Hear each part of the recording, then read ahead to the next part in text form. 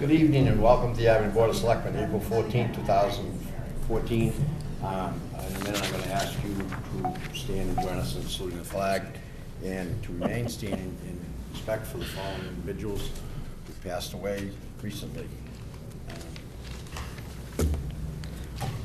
Barbara Casey, age 87, of Abington, passed away on March 26th. Barbara had been a lifelong resident of the town, graduate of Abington High School.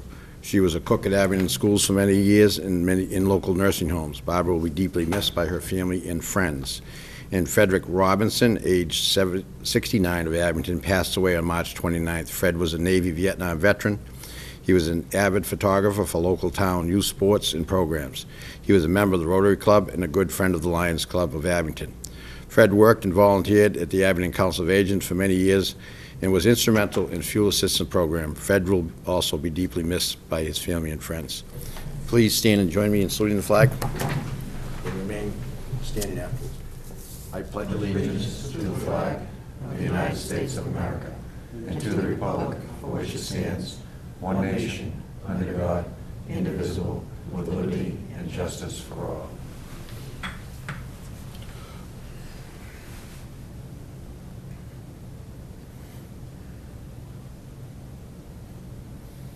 Thank you.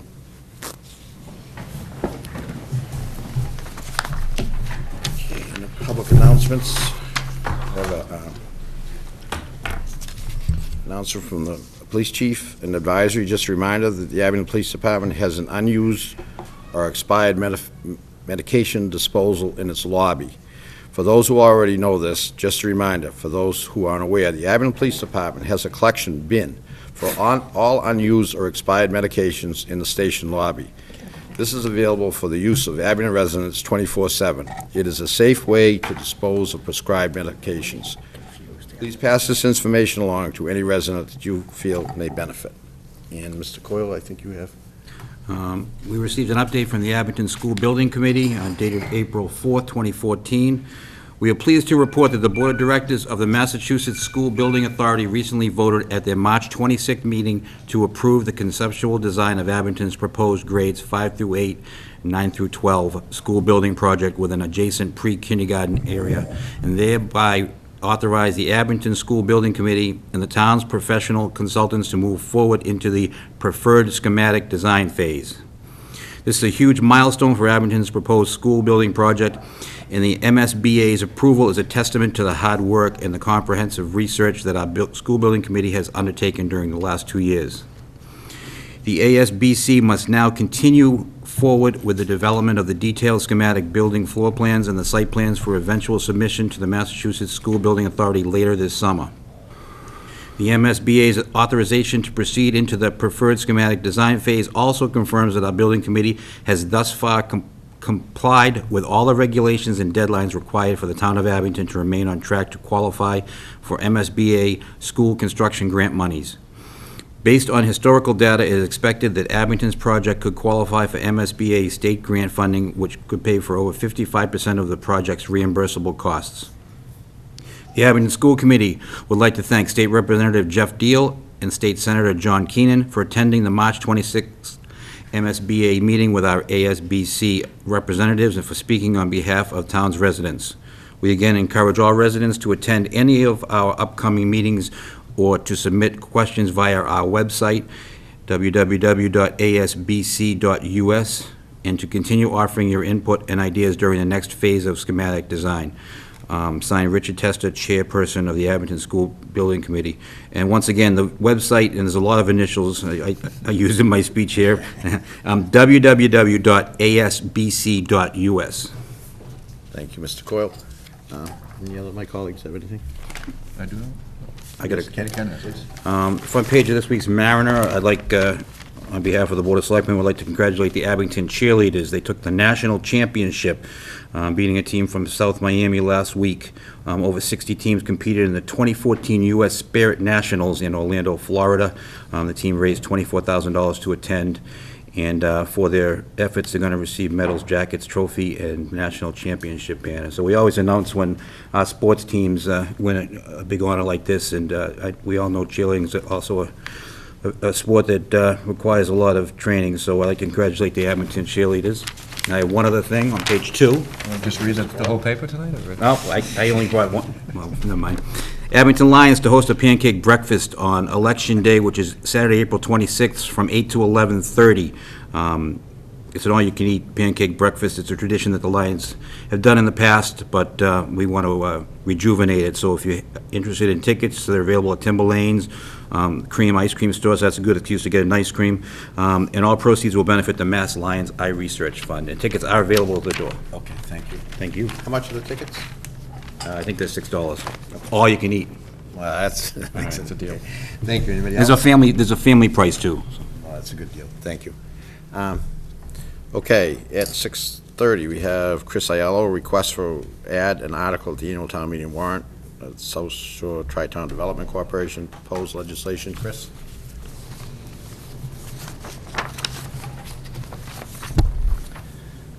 Good evening, gentlemen. Thank you for having me. My name is Chris Aiello, and I am the Abington representative of the South Shore Tri-Town Development Corporation. And I'm here tonight to ask you to open the warrant for the annual town meeting for the purpose of submitting an article to make changes to Tri-Town's enabling legislation. You gentlemen have copies of the Tri-Town proposed legislation changes. I just want to remind you guys that those are still in draft form. They have not been finalized by the Board of Directors as of yet. They may be finalized as soon as Friday at our next meeting. If anyone has any comments or suggestions, I suggest you guys get it to me before Friday, and I will present them to the Board of Directors. Some might say, why vote on this draft? Why open the warrant just for this draft? And the reason is, once this draft is finalized by the Board of Directors, the Selectmen have 90 days to get it before town meeting. If we lose this window for the annual town meeting, the town could find itself in a position where they have to call a special town meeting in the summer. So we're trying to save you guys the expense of having a special town meeting. Let me think. I think I covered it. Unless anybody has any questions on the draft, if I can answer them, I'd be glad to answer them. This would be a sense of the meeting vote? Yes, it will be, yeah. Questions from? Would you say a sense of the meeting? Sense of the meeting vote for town meeting. I got the impression just that right now it's in draft form, there's still edits being made, but once the South Shore Tri-Town Board approves it, and this goes on the warrant, it won't be a sense of the meeting, it will be basically, we'll be voting on their proposal to present to the legislature. Correct. Right. And But right now, we don't have all of the pieces are still moving, so we just want a placeholder at this point. That's And exactly, I would use If we have this. it by the time town meeting comes, we'll vote on it. If not, we'll Hopefully you'll have pass it by over, town do a meeting. If we sensitive don't have meeting. it by this Friday, I'm guessing it'll be voted on at our next meeting in May. All right. But a placeholder is a good term. I'd use, so there's, like you said, there's a lot of moving parts here, and there's a lot of things that are fluid right now, so it's, a lot of these proposed changes were reactive, so hopefully we have a final draft soon. And then when we do have a final draft and it's been approved by the board, Mr. LaFond and Mr. Donovan are going to have to work together to come up with the language for the article. Okay. Questions? Could we put this proposed the draft up on the website, just in case anybody has any comments that they want to get to Chris in the next 4 or 5 days? Is that something we could do? I'm told we can do that. Okay, great, thank you.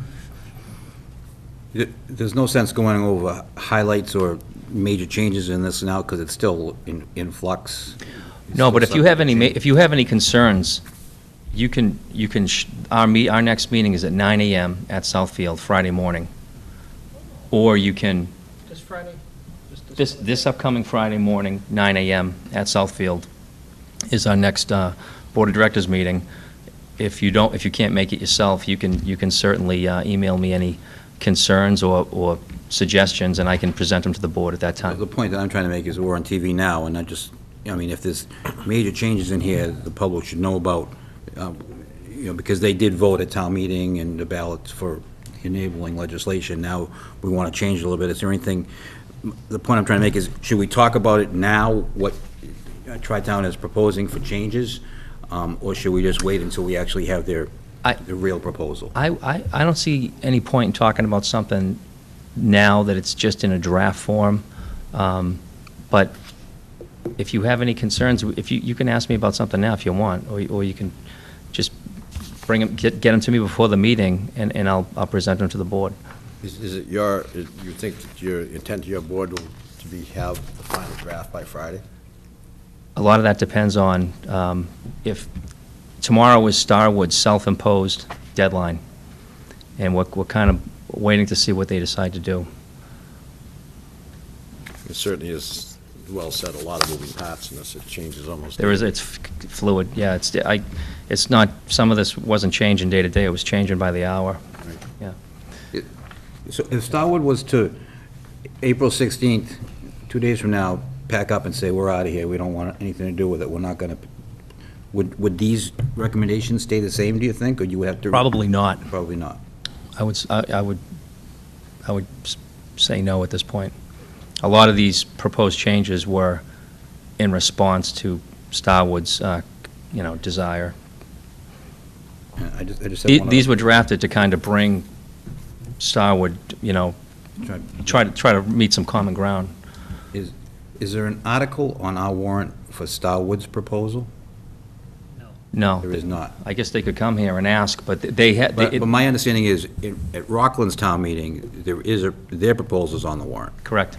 Now, was that put on the warrant by request of Starwood, or was that just by the Rockland Selectmen put it on their warrant? Do we know that? I don't know that. I know that my understanding has been that Starwood is intending to go right to the legislature, has always been intending to do that. One of the reasons it's particularly relevant here is there, as you know, the last town meeting, there was an article by petition that was overwhelmingly supported by the public that would require any changes, or that would suggest that any changes be approved by all three communities. And I think in that, I guess, in good faith, this is complying with the will of the public in Abington to do the same thing. So, in addition to trying to find that good faith median ground with Starwood, but I don't know specifically what brings it to the warrant in Rockland. I don't know if that's a petition article or if it was one of the board members brought it forward. I don't know if it was brought by Starwood. We can, between us, we can get that answer to the board during the week. I just, as curiosity, but it is important. It's just interesting, now, if they have a town meeting coming up in a couple weeks, are they going to be voting on this proposal too? I was just going to ask, Yeah. too. I mean, are they going to have? I know what you're saying. Is the town meeting going to have both of them in front of them? I know what you're saying. I'm not sure of the date of Rockland's town meeting. It's coming up. Yes. And I would assume that we're going to have a finalized proposal before then. So both proposals will be going before the Rockland town meeting? Yes. Okay. But probably not this town meeting, because their warrant is probably closed, and if it's coming. No, I think it's already on the warrant. Oh, your proposal? In is? Rockland. Your proposal is? Correct. Oh, okay. Yes. Yep. Well, I mean, I would probably like to see that at Abington, if that's the case, too. I mean, Well, I think we will have a meeting. I think you're absolutely right, that we will have a meeting where we can go over the changes without going over, just highlight the changes, that this is what was proposed, this is where the change would make, so it would be easier for all of us to understand instead of, some of this is. But I think Kenny's point is, should we put Starwood's proposal on there? Oh, also? you know what, I think you have to look at it, everything, sure. I think you want to look at what changes are proposed. well, I think the benefit of doing that is that we can have some meetings with both groups, and people, I remember when, if it was LNR or the people before them came, we had a big thing at the high school cafeteria, an information night. That's fine. And it was a great, actually, I think it was sponsored by the Lions Club, I think, at the time. And we just had it, and you could come in, you could ask questions, you could hear both sides of the story, and it was a very, you learned a lot, and you were Now- able to get a good opinion. Yeah. Wouldn't- You know what, I think that's a very good idea going forward, that we should, because this is a very, very big, obviously, important decision to this town. And there is just so much information that keeps changing on a daily basis that, when the dust settles a little bit, I think it would be a very good idea to host a meeting where they could come in and answer questions from the residents. Mr. Burbine and I did go to a meeting in Weymouth, And the people were very appreciative of the fact that they were able to come in and voice their opinions one way or the other, either pro or con, and it was worth it. So, yeah, before town meeting, I think definitely we should try to do that. Tom? Yeah, I think though, Mike, what we have, and I just saw this tonight, it's probably about a 30, 40-page proposal from Starwood, and my understanding is they plan to go before the Weymouth Town City Council, and again, I could be off, but my understanding is if they get approval, regardless of what Abington and Rockland does, they plan to file this with the state, as somebody pointed out, because they have this self-imposed deadline. So it could be a moot point that the train's already left the station, and, we'll be Well- reacting to this, I think. But you know what, Tom, to that point, Yeah. it still sends a message to the State House. Oh, You know what I'm saying? yeah. So, you're correct, they need Weymouth's support before they go anywhere, because it's Weymouth that's going to assume the bond debt. Right. But it would be good to get a sense of the meeting from Abington, because, Beacon Hill's listening, Yeah. But I'm not so sure if we shouldn't look at this and maybe take a vote tonight to basically say that, we're not ready for you to file it. We don't support you filing with the legislature until we have a chance to more fully review it. Yeah, Mr. Shea, yes, please. Do you want to use, Joe, do you mind using the microphone?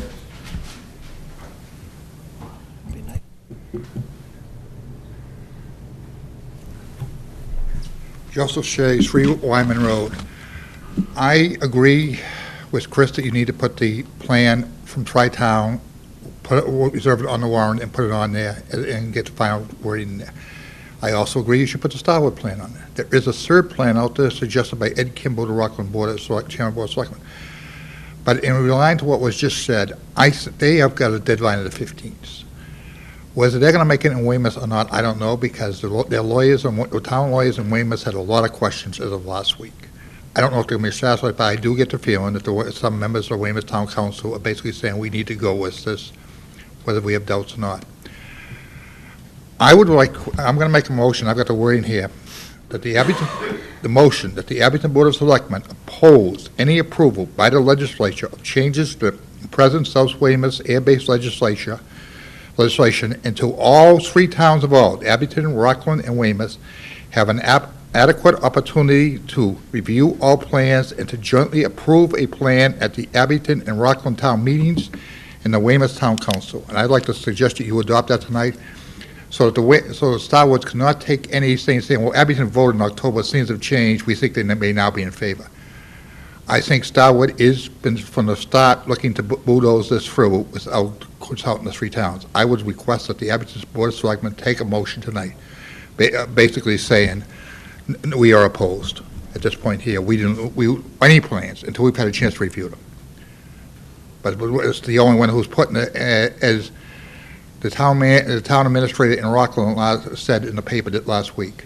He doesn't react well to deadlines, ultimatums. They're not the IRS. And I think we need to send a message tonight, before the 15th, as to where the town of Abington suggests. I have no wording in the motion here. I will give it to Rick. I suggest a question you vote it when you get done with the questions on the warrant.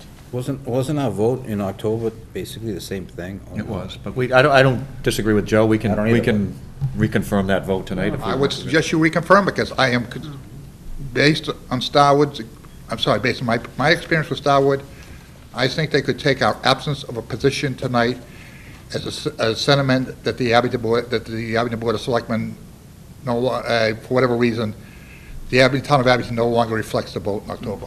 And even if we take it, Joe, it's not going to necessarily stop them from moving forward either. But I No. agree with you. I think it's. but to Joe's point, how come Starwood hasn't come here? Why hasn't Starwood asked to have their proposed changes put on the warrant? They haven't. They haven't come here for anything since they came here once, lost Came them all. once, yep. Yeah, although they do, in the report that you had there, I read one part of it, said it's after input from the city of Weymouth, I know, but from Abington, we really gave them very little, if any, input. But if you read that, it says after input from the 3 towns, and I agree with that, Joe. Thank you. Thanks, Joe. Yes. Just in the way of information, I think Chris has been introduced as he's a member of the Board of Directors of South Shore Yep. Tri-Town, but I'm not sure if the residents know that Joe is on I'm sorry, the right. advisory board of South Shore Tri-Town, so I think both these gentlemen come with a base of knowledge. So I don't know what order you want to. Whatever So- whatever the committee wants to do. Why don't we go with Chris, so we need to open the warrant? Yes, please. Okay. So I'll make the motion to open the warrant For the sole purpose of for the sole purpose of adding this. adding this social tri-town proposal or article I'll to second the that. I have warrant. a motion by Mr. Dion, seconded by Mr. Burbine, to open the warrant, language to follow. Very good. Purpose of South Shore Tri-Town. Any further discussion? Not all in favor? Aye. Opposed? That's unanimous. Thank you. Thank you, Anything else Mr. from me? Ayala. No? You close it, by No, the way? if you could buy us coffee would be nice. but that's it. Thank you, Chris. We have to close it, don't we? On Mr. Shea's proposal, before it falls through the cracks, gentlemen, what do you want to do with Mr. Shea's? Well, I'd like to, make a motion that we adopt Mr. Shea's motion, and maybe Ms. Jamison can just read it back to us, Yeah. if you don't mind.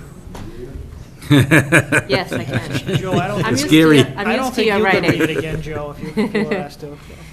A motion that the Abington Board of Selectmen oppose any approval by the legislature of changes to the present South Weymouth air-based legislation until all three towns involved, Abington, Rockland, and Weymouth, have an adequate opportunity to review all plans and to jointly approve a plan at the Abington and Rockland Town meetings and Weymouth Town Council. I'll make the motion to approve. Motion by Mr. Dion, seconded by Mr. Burbine. Coyle? No, not yet. I want to, I'll second it. Okay. Any further discussion, Mr. Coyle? would it be wise to refer in the motion that our vote is relative to the town meeting's vote? It's not just a Board of Selectmen's vote, it's a town meeting vote. We're reiterating the town meeting vote, because town meeting, I think, holds a bigger place than the Board of Selectmen.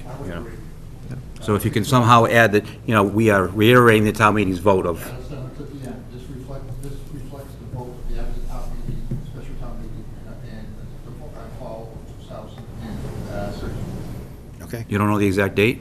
No. You're used to, Joe. Joe, you're slipping. I'm disappointed. We can fill in the date of that meeting if you'd like. Okay, so that's amended. The motion is amended? Yep. Okay, any further discussion? If not, all in favor? Aye. Opposed? That's unanimous. Thank you. Thank Okay, you, Joe. just one thing now. Again, are we going to send something to the Rockland Selectmen or the Weymouth Town Council just to let them know I that think this that'd be vote was wise. taken? Because it's Starwoods, a bit of Right, a, Starwoods, Tri-Town, Weymouth, and Rockland. Yeah. We should notify them. We will do that. And our State House delegation, our state representative, our state. yeah, and I think that should be done like tomorrow if we can, yeah. What is it? Forthwith. Forthwith, okay. Legal guy. The lawyer in the Forthwith. bunch. Okay, Very good. thank you. Okay, at 6:45, we have William Sampson, request for change of manager for the Knights of Columbus. Bill, would you like to come forward, please?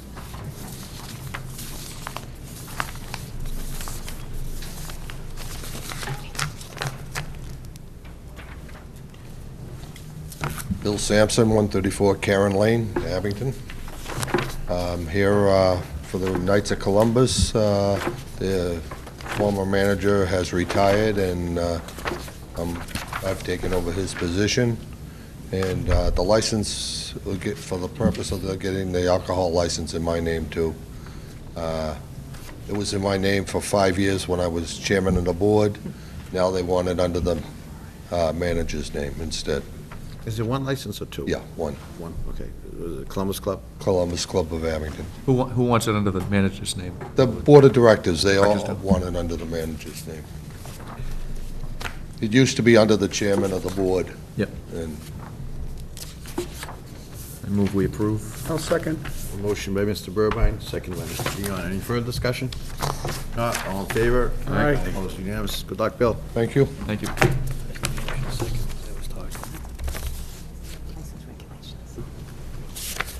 Okay.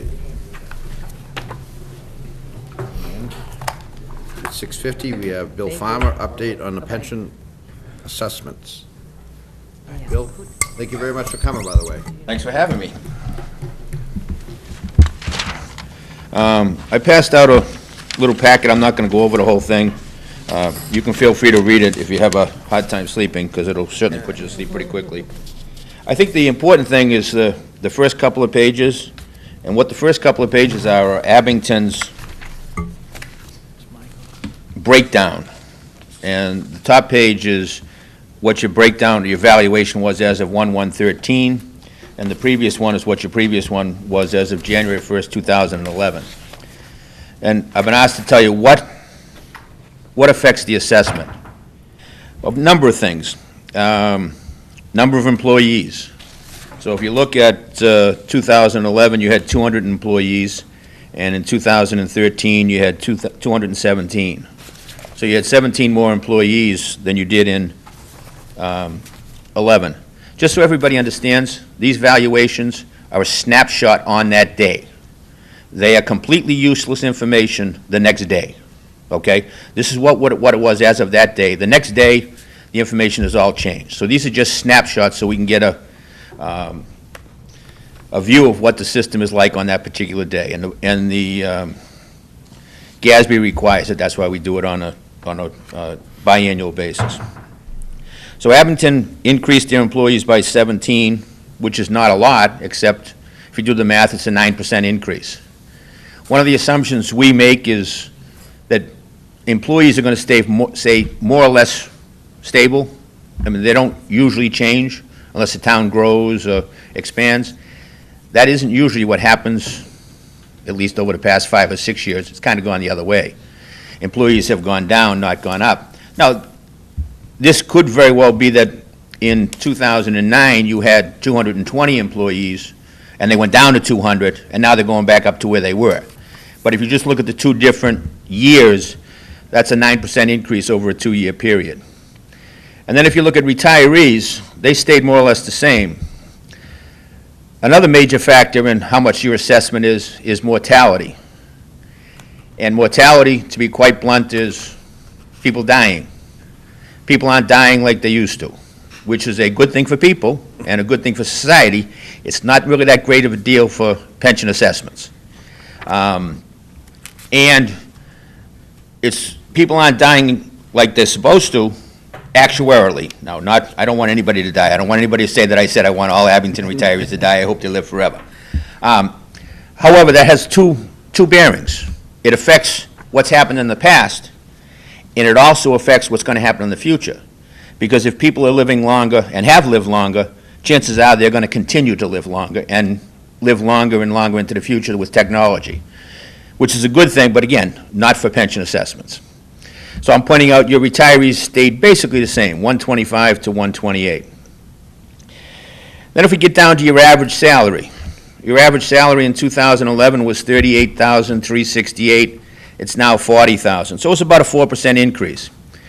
We assume payroll is going to increase 4% a year. So your average payroll was under one of our assumptions. We would assume it would go up 4%. But if you took your actual payroll as of December 31st, 2011 was $7,673,000 and change, and in 1/1/13 it was $8,704,000. So your actual payroll went up $1 million plus, which is about a 14% increase. What causes that? It could be as easy as that in December, 1 year it was a 4-week month, and 1 year it was a 5-week month. The actuary just uses the December of each year's payroll, and that's what they come up. It could be as easy as that. But what people don't understand is the people who have been working for a long time don't get big raises. The raises occur with the younger employees, because I'm assuming Abington has step 1, step 2, step 3, step 4, with the steps with the employees. So they're getting cost of livings, but they're also getting step raises. So your total payroll can grow, but your average payroll doesn't grow at the same rate because your older employees don't get the step raises anymore. Okay, so that's why there's a kind of an anomaly between payroll and average payroll. The big thing, if you look down about 3/4 of the way down, you see assets. As of 1/1/11, the assets were $24,000,004, and if you look at 1/1/13, the assets were $24,006,000. So the assets didn't grow very much. The reason the assets didn't grow very much is when we do our investment returns, we do it over a 5-year period. As of 2007, 12/31/2007, we had $693 million worth of assets. As of 12/31/2008, our assets went down to $491 million. So we lost $200 million in 1 year, because that was the year the market went down 30%. The market crashed. I can tell you our assets as of 12/31/2013 are now set back up to $785 million. So remember when I said this is a snapshot? This is the snapshot on that particular day. We had $700 million in assets. So the assets have grown actually pretty well, but if you look at these 2 years, they haven't grown that much. It's just because in 2011, our rate of return was 0.5, so it wasn't even 1%, and our rate of return in 2012 was 12.62. The actuary is requiring us to make 8.25%. So we didn't do that when you average out those 2 years. When you average out since 1985, we've earned 9.23% on average every single year since 1985. But unfortunately, from when you throw in a 30% loss and you average that over a 5-year period, it's a long time before that 5 years goes away. Because we don't put the whole 30% loss in 1 year. If we had done that in 2007 and 2008 when we lost $200 million, Abington's assessment would have gone up $12 million. Now, since I only assess you $2 million, if I raised that by $12 million, I don't think you'd be very happy. So that's why we smoothed it, and that's why we extended the funding schedule. We were on schedule to be funded in 2022. We're currently on schedule to be funded on 2034. So we've had to extend the schedule, but we've tried to maintain somewhat reasonable increases. So the increases for the next couple of years coming up are 8% and 8% for the next 2 years to recover the balance of the 2008 loss. And then after that, we'll go back to our 4% increases, which is what's built into the funding schedule. Now, liabilities. If you look at the liabilities, in 2011, the liabilities were $19 million. Your unfunded liability was $19 million. And your unfunded liability as of 1/1/13 is $24 million. It's about a $5 million increase. What causes a $5 million increase? Well, if you just go down to page 3 of the actual, it's probably about 6 pages down, but it's called page 3. There's a thing called actuarial experience. This I just told you what all the numbers do and what affects your assessment. These are the actual numbers. So if you look at asset losses, we lost $70 million in actuarial losses on investments. So we failed to attain, over these past 2 years, our 8.25% return, so we have a $70 million asset loss because we didn't do that. It's a little misleading. That just didn't happen in the 2 years. That goes back to 2008, because remember we do a 5-year smoothing, so that still has 2008 in there. So there's a $70 million loss that's due to investments. Then the next thing is a $27 million loss due to liabilities. And that's the people who are still living who should have already died. That's the $27 million. The next one is the assumption change. That's $31 million loss. Those are for the people who are supposed to die 5 years from now who are now going to live 10 years. So that's going out into the future. So that's a future assumption change. And then the expected increase is the actual increase that we expected. So we actually had a loss of $132 million in actuarial experience on that particular day. Now, I will tell you, in the year 2013, we earned 17.6%. So we made a lot of that investment up this particular year. The trouble is you're not going to see that until we do the next valuation.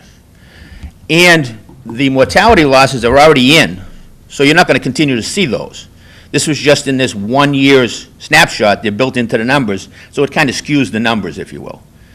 Those assumptions will be there, so they won't have to be changed. Okay? And then one thing I thought I'd do is if I moved you to couple of pages down, page 19, cash flow.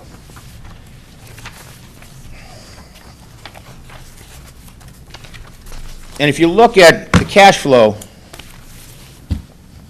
in 2015, benefit payments, we're going to pay out $91 million, almost $92 million in benefit payments.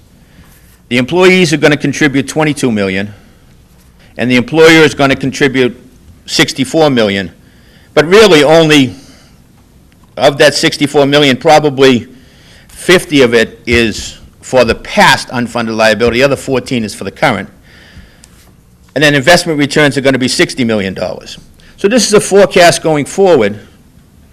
If you look down to 2034, all right, employer contributions, you see how they go up, and they go up rather dramatically? If you go down to 2034, if you want to be an elected official, you want to be an elected official in 2034. Because your assessment goes from 122 million down to 17 million. That's when we've paid off the unfunded liability. That's when you can do something. The problem is that used to be 2022. It's now currently 2034. I don't want it to go beyond 2034, because then my great-grandchildren are paying for my pension, not just my grandchildren. And I don't think anybody should want their future generations. Can So I we've... ask you a question on that? Yes. Who makes that determination to extend out the schedule? Is that? The board does, the retirement board does, right. Is that something they look at every year? We do evaluation every 2 years. The legislature, in the past, there were competing interests. If we had a really good year, the towns wanted the assessments reduced. So they'd come in and, cry is probably not the right word, but say, oh, well, you know, we need a break. We'd like you to reduce the assessment. That's one way of doing it. What we've always tried to do is reduce the years. And what the legislature has now done is they've required us to reduce the years, not to reduce the assessment. So the assessment's not going to go down anymore. Towns used to, when we had a good year, the towns assessment would go down or not go up as much. So they were happy. They're not going to be happy anymore, but at least it's going to be paid off quicker. So, I mean, it's in my opinion, it's good public policy. From my point of view, I just assume the town pay me all the money right now. And my life is a lot easier when I don't have to come back and explain how come it's going up, how come it's going up. Just pay me what you owe me. And on that note, I mean, our board has filed legislation to authorize us to do a pension obligation bond. It's now in the state Senate Ways and Means. Whether we do it or not will all depend on interest rates. And if we do get the legislation passed, you'll have the opportunity, we'll be back in front of you, you'll have the opportunity to say, yes, you want to do it, or no, you don't want to do it. So it's not something that we're doing for everybody. There's an opt-out clause. So I just thought I'd mention it. That's one way of kind of prepaying the mortgage, instead of at 8.25%, at 4.25%, because that's what we can go out and get taxable bonds at right now. So how would that work? What it would do is we would just go out and bond at I'd say 4.5% to be. Our obligation? Yeah, your obligation of 4.5%. Over how many years? It would be paid over the same period of time, 2034, because I'm charging you 8.25. Right. It's just really an arbitrage play, you know. Now, if I earn between 0 and 4.25%, you're worse off. If I earn 4.25% and 8.25%, you're better off, but you're not perfect. And if I earn 8.25, or better, it's a home run, because you're paying the bonds off at 4.25. Now, if I do the bonds and I have a 30% down year, not such a good deal. So there are risks to it, and we'll explain all those risks. Well, all we're looking for is just kind of the opportunity to do that. And all the rest of the stuff is kind of this different, you know, when people retire, how old they are. One misconception is a lot of people think we want the older, longer service people to retire. From a retirement point of view, you never want those people to retire. So, you know, you got some 5%ers, or you got some people who have 35 or 40 years of service. Everybody says, well, we should get rid of them. We can pay the new guy less money, and we save money. Not bad, except you replace the new guy, the old guy with the new guy, so you're paying two insurances. You're paying the old guy his 80% pension, and you're paying the new guy his salary. Now, you might have saved something on the salary, but you're still paying the 80% pension, and you're paying an extra insurance. So getting the old guys out, and that's what they did in the past, was do early retirement assessments. incentives, and everybody thought this is a great idea. We've got to get the old people out. We'll save a ton of money. That works if you don't replace them.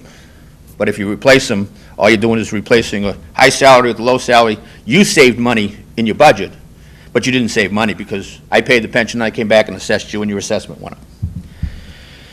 So that's kind of it in a nutshell. I'm happy to discuss anything else you want to know about the retirement system. So if you have any questions, I'm happy to answer them. Bill, what's the current funding percentage as we sit here tonight? As we sit here tonight, as we sit here as of 1/1/13, it's 50.5%. Okay. Our actuary only does an evaluation every 2 years, so he'll do another one as of 1/1/15. But I can tell you, based on basically doubling what our rate of return should have been, we're probably somewhere around 54, 55% funded right now. Are you obligated, I think in the private, aren't they obligated to get up to like 75% if you're a private employer by a certain date? Are you obligated as a? I'm obligated entity to be get up fully funded. The legislature allows me to be fully funded by 2040. Okay. If you think of this as a mortgage, I hear this all the time. There's a rumor going out there that 80% is considered good. How many people own a home? Okay, you own a home. In the first year, you pay your mortgage, you owe 29 more years. Are you better off in the first year than you are in the 29th year? In the 29th year, you still owe the same amount of money, but you only owe it for one more year. This is a mortgage that's paid off over a 40-year period. We're halfway through. It's going to be paid off by 2034, so we've got 20 more years to go. We're halfway through, and we're 50% funded. So I'd say we're where we should be. I can be 80% funded in a heartbeat. All I've got to do is send you a bill for $10 million. I'll be 80% funded like that. You wouldn't like it. So, I mean, being 80% funded, what happens when we get to be 100% funded? Is that a good thing or a bad thing? Some people say it's a good thing. Some people say it's a good thing, some people say it's a bad thing, because now if you're 100% funded, or you get 110% funded, now you say, well, you've got to increase benefits and do this, and all of a sudden we go back to being less than 100% funded. It's better to be closer to 100% funded, but it's better to be on a schedule where everybody knows what the payments are going to be going forward. The problem is, when you're trying to project with all these different assumptions going out 20 years, you do the best you can each time. And every 2 years, we take another picture, and then we adjust. What have you done to mitigate your risks that you saw in 2007, 2008, that if it happens again, you won't see sort of the losses that you might have seen in the previous cycle? There's really nothing you can do to take care of a once-in-a-lifetime or once-in-a-generation type thing. I'll go back to 2001. What could we have done in 2001 with 9/11? I mean, it's fine to worry about what happens if it goes bad. We don't have 100% of our money in equities. We're about 40% in equities, 30% in fixed income. We have real estate, we have venture capital, we have about 4% in hedge funds. So we're a diversified portfolio. We don't have 100% of our money in equities. So we've set up a diversified portfolio based on expected returns. We're long-term investors. And from 1985 up until 12/31/2012, our annual rate of return is 9.23%. That's including the negative 30% in 2008.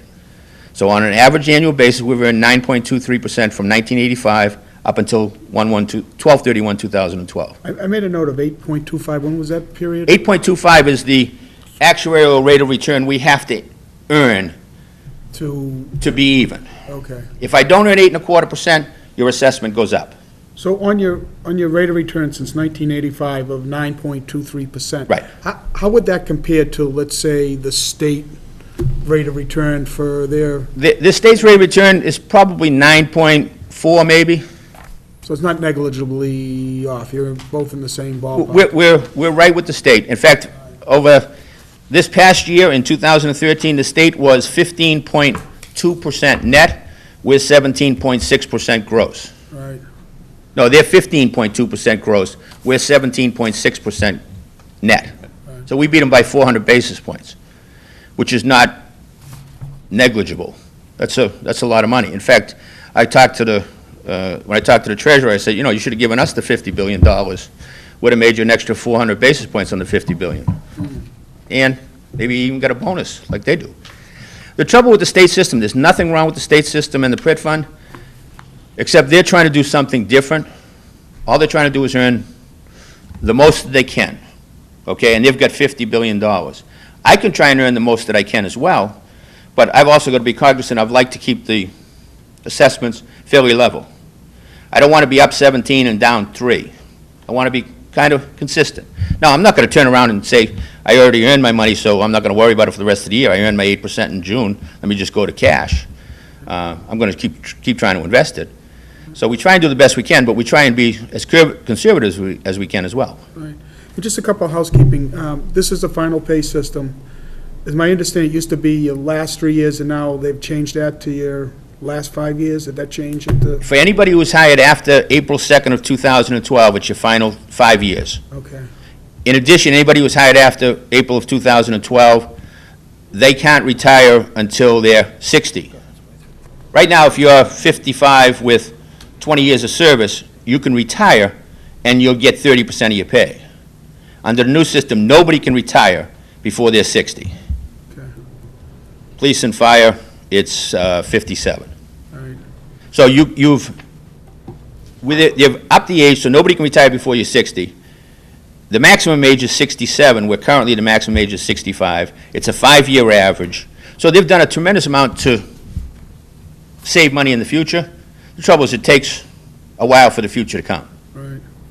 And how does it work if my understanding is if an employee leaves the service of Abington and goes to, let's say, Plymouth, that basically Plymouth absorbs their retirement cost and you're assessing? You got to pick something other than Plymouth. Okay, how about Bridgewater? Bridgewater, yes. Then Bridgewater will absorb their entire pension. Right, and how about if somebody moves between counties, like Norfolk, employee Then moves we- into then Plymouth, we do ass- you bridge? Within Plymouth County, anybody who's a member of my system, the last employer owns the retirement assessment for that employee, as long as they're within Plymouth County. If they worked outside of Plymouth County, then I bill, for instance, let's say you hired somebody who worked for the state for 20 years, Right. and then they came and worked here for 20 years. You're going to pay the full pension, but then I'm going to turn around and bill the state for half of their pension, bring it back and reduce your costs. I see, But that's outside of Plymouth County. right. If you're within inside of Plymouth County, the last employer owns them, because I don't break it down by each individual unit within Plymouth County.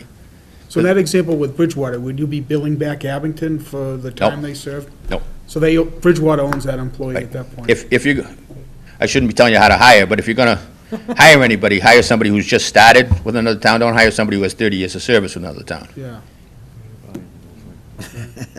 All right, we'll keep that under wraps. We'll Yeah. let people know that. All right, thank you. That's the reality. Any other questions? Yeah, I guess I have some questions. Don't send it, if I ask a question you don't like it, don't send us the whole assessment next week, but. No, that's all right. It kind of got last year, we struggle on this board. It would be so nice if we had money and we don't. So when you get a $200,000 bill that we got last year, you know, I understand investments and, you know, stuff, but then this year we got another $100,000 increase in the thing. And, you know, I look at your thing and I say your actuarial is saying now that people are living longer. I think if an actuary is earning his money, he should have told you that 10 or 15 years ago. So you could have planned for it. And then I look at where we are and you know, it says like you said, 28 years, Plymouth County was 9.23. But then you go in the recent past, 10 years to 2012, it was 8.11%. 10 years to 2011 was 5.6. And then it goes to 4.4 to 2010. And then if you go 5 years back, it was 2.2, 1.1, and then 4. Right. And nobody has a crystal ball. We obviously don't know. I mean, last year was a very good year, and hopefully it'll be good. But my fear is to you know, we've got children in this town that pay a lot of money to play sports, and I'd ideally like to be able to use some of our funds to do that instead of, but my fear is that we're going to be getting killed, Bill, with some of these, not just in pension obligations, to reach that point. To me, it's a very scary picture. If the stock market doesn't do well in the next few years, and we're trying to get to that 2034, we're either gonna have to do one, or two things. We're either gonna have to kick the can down the road further, or we're gonna have to increase our assessment, which is really gonna hurt not just this town, but all the towns. And I don't, and that's kind of been the problem that's existed since we started the schedule, okay? Your ability to pay and my ability to, the sooner you give me the money, and the more money you give me up front, you're saving 8.25%. For every dollar you give me now, that's 8.25% I'm not charging you for the next 20 years. The sooner you give me the money, the quicker it's going to be. I'd love to be fully funded tomorrow. so if we give you everything we owe you right now, and it Yeah. doesn't come, you can't attain your 8.25%. If you- 'Cause I'd like to give you my 401K right now for you. If you look at the 1/113 schedule, that first thing I did, and you'll see the nominal cost. I can't even find it myself. Abington 1/111. If you look at the 11 one, I can't find the 13 one right now. Page 40. If you look at the nominal cost for the employer, as of 1/1/2011, that was $321,000. That's what it cost you to run the pension system for all employees Right. currently, without retirees and accounts. That's what it cost you for your active employees this year, for this year's of service. So you've paid that all along. If you were in the Social Security system, you'd be paying 6.5% Right. of that, No, you'd be I paying agree more with money. you. I agree So with you. the problem isn't the pension system for the current employees. The problem is the unfunded liability for the retirees and for the current employees that nobody's paid in for the past. Well, you pay, the new employees in this pay substantial amount Right, of. new employees pay 9% of their pay, plus an additional 2 over 30. Oh, yeah, right, so They're paying in, let's call it 10% of their pay. Yep, yep. The employees are paying their share, and I understand what you want to do with the money, but from my point of view, I'm always the last guy that everybody wants to pay. And the reason I'm the last guy that everybody wants to pay is because I'm the guy who can move the numbers around. When NSTAR, do you have NSTAR or do you have National Grid? Grid. Grid. When National Grid sends you the electric bill, and it went up 20%, you pay it, or they shut the lights off. Same thing with gas and same thing with everything else. I'm the one guy that people come to me and say, well, we can't afford to pay you, or we want to do this, or we don't want to pay you. I'm always the guy the last guy in. I'm willing to deal with it, but understanding for every dollar you don't give me today, it's more money you're going to pay me down the road. And the trouble is, the reality is, and I don't mean this for just this Board of Selectmen or any other Board of Selectmen, or town managers or anybody else, we have to get through this year, and next year, and the year after. You're not really worried about 2034 when you could be elected and have $100 and some odd million more to spend, because you're not going to be here then. And that's kind of if you think back on all the previous boards, selectmen and previous town managers, they've all had the same mentality. And the legislature had the same mentality. But now they've come to the reality, we can't have that mentality anymore. We've got to start putting the money aside and start paying for it. If I understood you correctly, if the fact that we've given you $300,000 in the last 2 years extra, if the market in fact does very well in the next few years, you can't really reimburse us for that. The only thing you could do is reduce from 2034 to 2033. Right. Okay. Which means that in 2033, now you can be elected 1 year sooner. Have that $100 million to spend. I don't think so. Yeah, no, but the problem is, for every year I knock off, you save $100 million. Right. Over the course of that's a lot of money. The trouble is, it's a lot of money 19 years from now, Right. where 200,000 is a lot of money today. I understand where you're coming from. Okay, thank you. But so when I'm the one who says, I'm the bad guy, and I say, well, you should pay me the whole amount, I'm not gonna make any Oh, I adjustment, and truly- then we go back to the board, Truly appreciate you the coming. political arm of the board, and they do what they have to I do. truly appreciate you coming in tonight. And I knew I was going to ask a couple That's of fine. questions. Anybody else? Brockton and the towns of Plymouth, they've had their own. City of Brockton has their own, Town of Plymouth has their own, Town of Hull has their own, and Town of Hingham has their own. They're not in Plymouth County. City of Brockton is because they're a city, and Hull, Hingham, and Plymouth, in order to have your own retirement system, you had to have a population of 10,000 people or more. Whether they were right or wrong, but Hull, Hingham, and Plymouth all took their census in July instead of January, years ago. So what happens in Hull, Hingham, and Plymouth in July versus January. Population swells. That's why they have their own system. You could have, If you know, how do they do on their return? Is it similar to what you guys are doing? Hingham is in the Pritt system, so is Hull. Hull is, I'm not going to speak bad. Hingham has been in the Pritt system for the very beginning, so their return is about what mine is. Plymouth's probably less than mine. Again, depending on what 5 years you want to look at, or 10 years you want to look at. I can show you the best numbers in the world if you let me pick October 12th, 1999 to October 19th, whatever years. Just like any investment manager, they all have the best record in the world as long as you give them the right dates to use. So that's all. Over the long One other question term, on your schedule here. What are inactives? inactives are people who still have money in the system, but haven't taken the money out for whatever reason. It's not really a problem because the inactives liability is, if you look down the liability down there, that's just what they have in the system. So when they leave and take their money out, they're only taking their own money out. Taking that. Right, it's just, you have a lot of turnover in the schools in September. They don't get around to taking their money out until the following May. They haven't June. accrued enough years to be able Right. to They might qualify for the have system.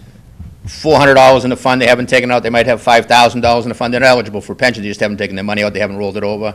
They think they might be coming back to work, so they're just leaving it here. Okay. But the liability and the assets equal out, so that doesn't really affect anything. Thank you. Further questions? Good, thank you. Okay, thank you very much. Very much, Bill. And I'm free to, anytime you'd like me to come down, I'm happy to do it. Rick, No, I just wanted to thank Bill. I did give him the out to provide us with some written material, and he actually jumped at the chance you performed very to well. come on in and just do this in person. So I want to thank you, Bill. I appreciate it. I don't know if you appreciate it, but I do. No, it was good. Good. Thank you. You don't mind if I don't stay for the rest of the meeting? I don't blame it. I think you'd be crazy if you did. Thank you. Yeah, we don't want to lose all respect this early for him now, do we? Okay, it's 7:15. We have Steve Wright. Update on landfill cappings. Steve? Is that why you said it'd be crazy if you stopped? I was. No, I didn't. I apologize. I didn't. We should have put you on first. No, I have a PowerPoint, I'm just wondering how I make it go. Right over Over here. here, Steve. Right over here, yep. Is it flashing? Do we want to make mention of that? At the end. Okay. Because we're waiting for him, it might be good to have to do it now. 5-minute break, Mike? Know what? Mike, What's that? Yeah, when do we take a recess? unless you want to do your town manager report, or? It's up to you. I'll be happy to do that if you'd like right now. It's up to you guys. You want to? Yeah. Yeah, might as well get something out of the way now. Okay. The town managers, we'll move to town managers report. Working off the document that I forwarded you last week, a couple items here of particular interest. Number one, as you know, the Finance Committee has continued to do its job, and the last meeting met and took action on most of the special town meeting and annual town meeting warrants. There wasn't a lot of money in terms of those articles. The budget is obviously the largest issue. With that in mind, I have prepared a document, a preliminary document, that indicates that we still have about a $700,000 gap to close. You will be getting a copy of that tonight, as will the Finance Committee. There's a narrative attached to that which explains the assumptions that we're using at this time. So I don't want to get into them too much right now. Some of the particular areas, though, I just want to highlight a few. One is that there is still some revenue potential here involved, and that would have to do with the potential decrease in the South Shore VOTEC budget and that assessment. Again, we've made asked for them to reconsider their current budget, which again, on its surface, is not exorbitant in terms of an increase, but how that impacts Abington and a couple other towns is significant in terms of the way the state's formula is comprised. One other factor is the Mayflower Health Group did vote to freeze the rates for FY14. Those savings are captured in the current budget, though, so that's not an additional opportunity. The other thing that I think it's safe to say is that we've tried to hone down a true level services budget, which leaves us with this current gap, again, of about $700,000. That does not contemplate using any stabilization or other one-time funds at this time. I think the challenge is to try and continue to reduce that as much as we can before that becomes an issue. The other point becomes, if there's going to be any use of one-time revenue this year, it would have, in my opinion, it would have to be significantly less than last year and would have to be predicated upon some payroll decisions or commitments for FY16 that reduce or at least minimize any impact of FY16 payroll so that we can grow into our revenue stream that we have right now, the recurring revenue stream. So, and again, you'll have a document you can look at, at your leisure before you go to bed tonight, if you want to check your email. So, and then I'm sure that'll produce a lot of questions, and I think it'll be more appropriate to deal with those then. With regard to our veteran services, what I expect is that at your next selectmen's meeting, you will have an intermunicipal agreement with Whitman for your consideration. There's a number of those agreements. They're all fairly standard. They are available through the State Department of Veterans Affairs. In addition, over the course, it's probably this week, I will be meeting with a retired veterans agent who is perhaps willing to help us out. We have done some outreach to try to find somebody who can come in here at least for maybe a couple mornings or a week to take a little pressure off our clerical aide, assistant town accountant, who's been filling in with processing claims. But I will say we are really getting some wonderful help from our neighboring towns, particularly Rockland, Tony in Rockland, and I will destroy his last name if you don't help me, Dory. Materna. Tony Materna, who is really there every chance, every time we need somebody to help us with a specific situation, he's there at every turn. So we really want to thank him too. So hopefully, with some assistance, we can get in here over for the next couple of months on a few hours a week to meet with the clients on specific cases. That should get us through. It's imperfect, but it's pretty darn good, I think, based upon the work that's being done in-house by our assistant town accountant. And again, I know that in the past weeks, selectmen have referred cases to us, and we've tried to deal with those effectively, and please continue to do that. That's helpful for us to make sure nothing slips through the cracks here. Moving forward, of something of particular interest, as you know, we deferred the road safety audit that we had scheduled for Chestnut and Hancock Street, primarily because it's not helpful to have public officials standing out in the middle of the winter at Hancock and Chestnut Street. So that is something we're looking to schedule again with Old Colony Planning Council and Department of Transportation. We'll let you know when that happens. I'm sure some of you may be interested in attending. In addition, you're all aware that there has been a subsequent appropriation by the Commonwealth, the so-called pothole Chapter 90 fund here. The town of Abington will stand to gain about $59,000 that's supposed to be used for repairs of potholes and the like, which is a result of this past winter.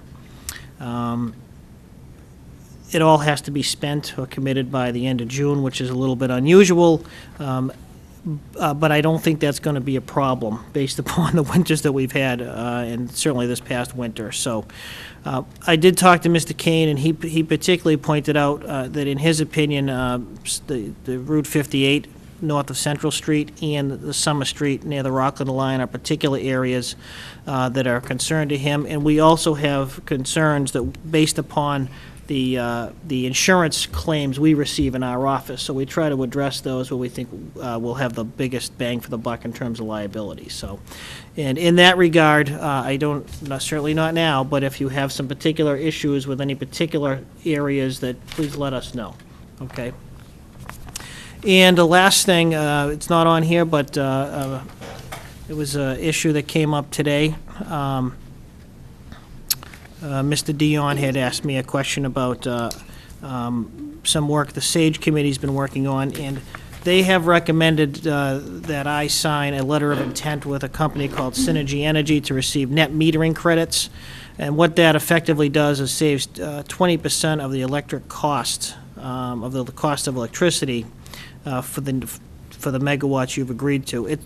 This is an arrangement that's relatively new for cities and towns, meaning the last half a dozen years.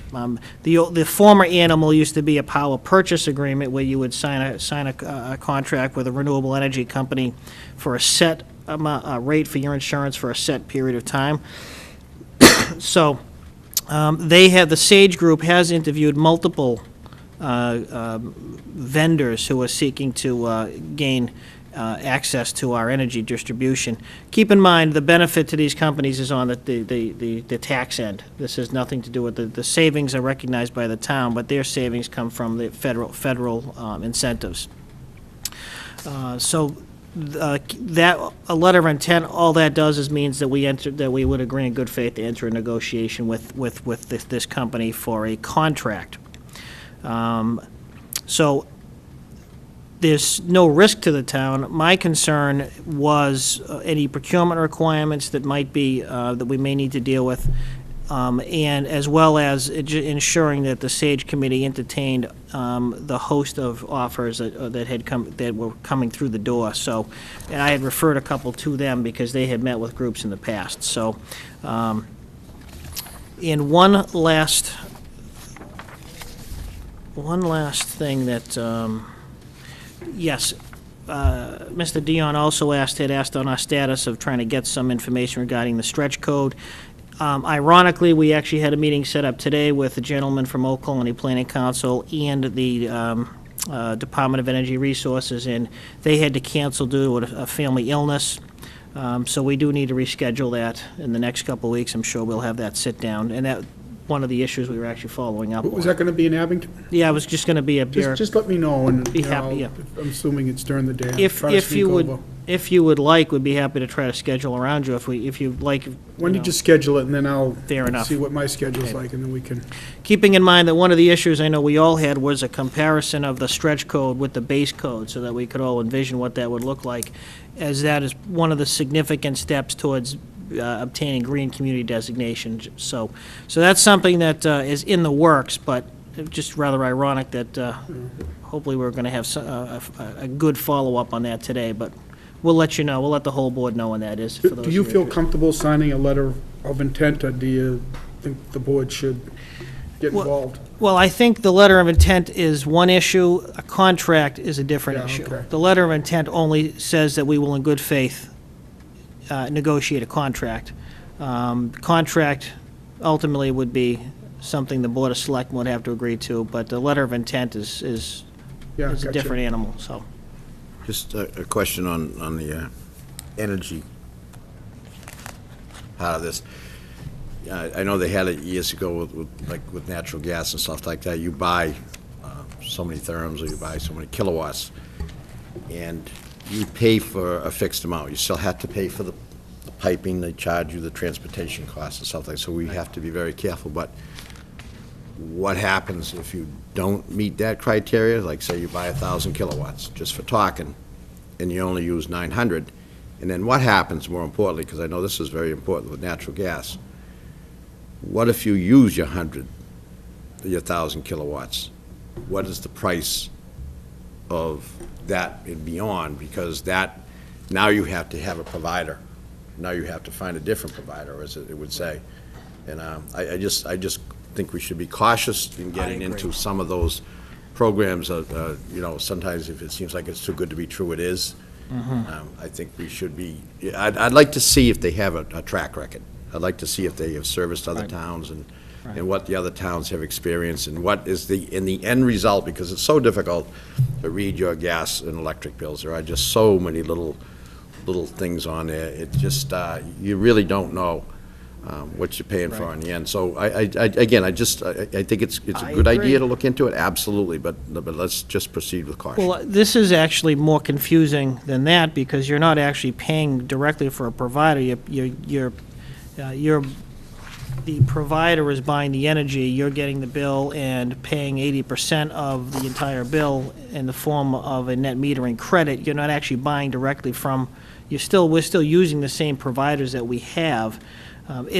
It has to do with the, net metering credits that are distributed through the grid. So it's much more confusing than the old days, like I said, when you'd partner with a renewable energy company, Right. pay them X amount for X amount of time. Usually it result in very good reduction in electric costs. But the other thing is, one of the benefits is that if you didn't have the opportunity to create renewable energy within your own community, you could get net metering credits from facilities that generate energy outside of your jurisdiction. So there's a lot of, it's not as simple as the old days, but there is opportunity here. But we want to be cognizant of some of the other issues involved, like what kind of renewable energy might be available, within the community, and we don't want to overbuy net metering credits either. Right. So. Okay, but we'll definitely be looking into some of those. Yes. Same with the stretch code, we will allow contractors to have some input, because it's going to impact them more Right. than, not only them, it's going to impact the residents. Right, and I think that's, again, not to scare anybody, that's not something you're going to see at this town meeting. This is a Good. ways out before town meeting would have the opportunity to vote on something like that. All right, very good. Thank you. Any other questions? No, thanks. I'm sorry. Thanks, Steve. Was it fairly simple to plug in here? Yeah, I was going to say, that what I have, I thought was going to be a little Would you, challenging. Yeah, I don't know if I should, yeah. would, if,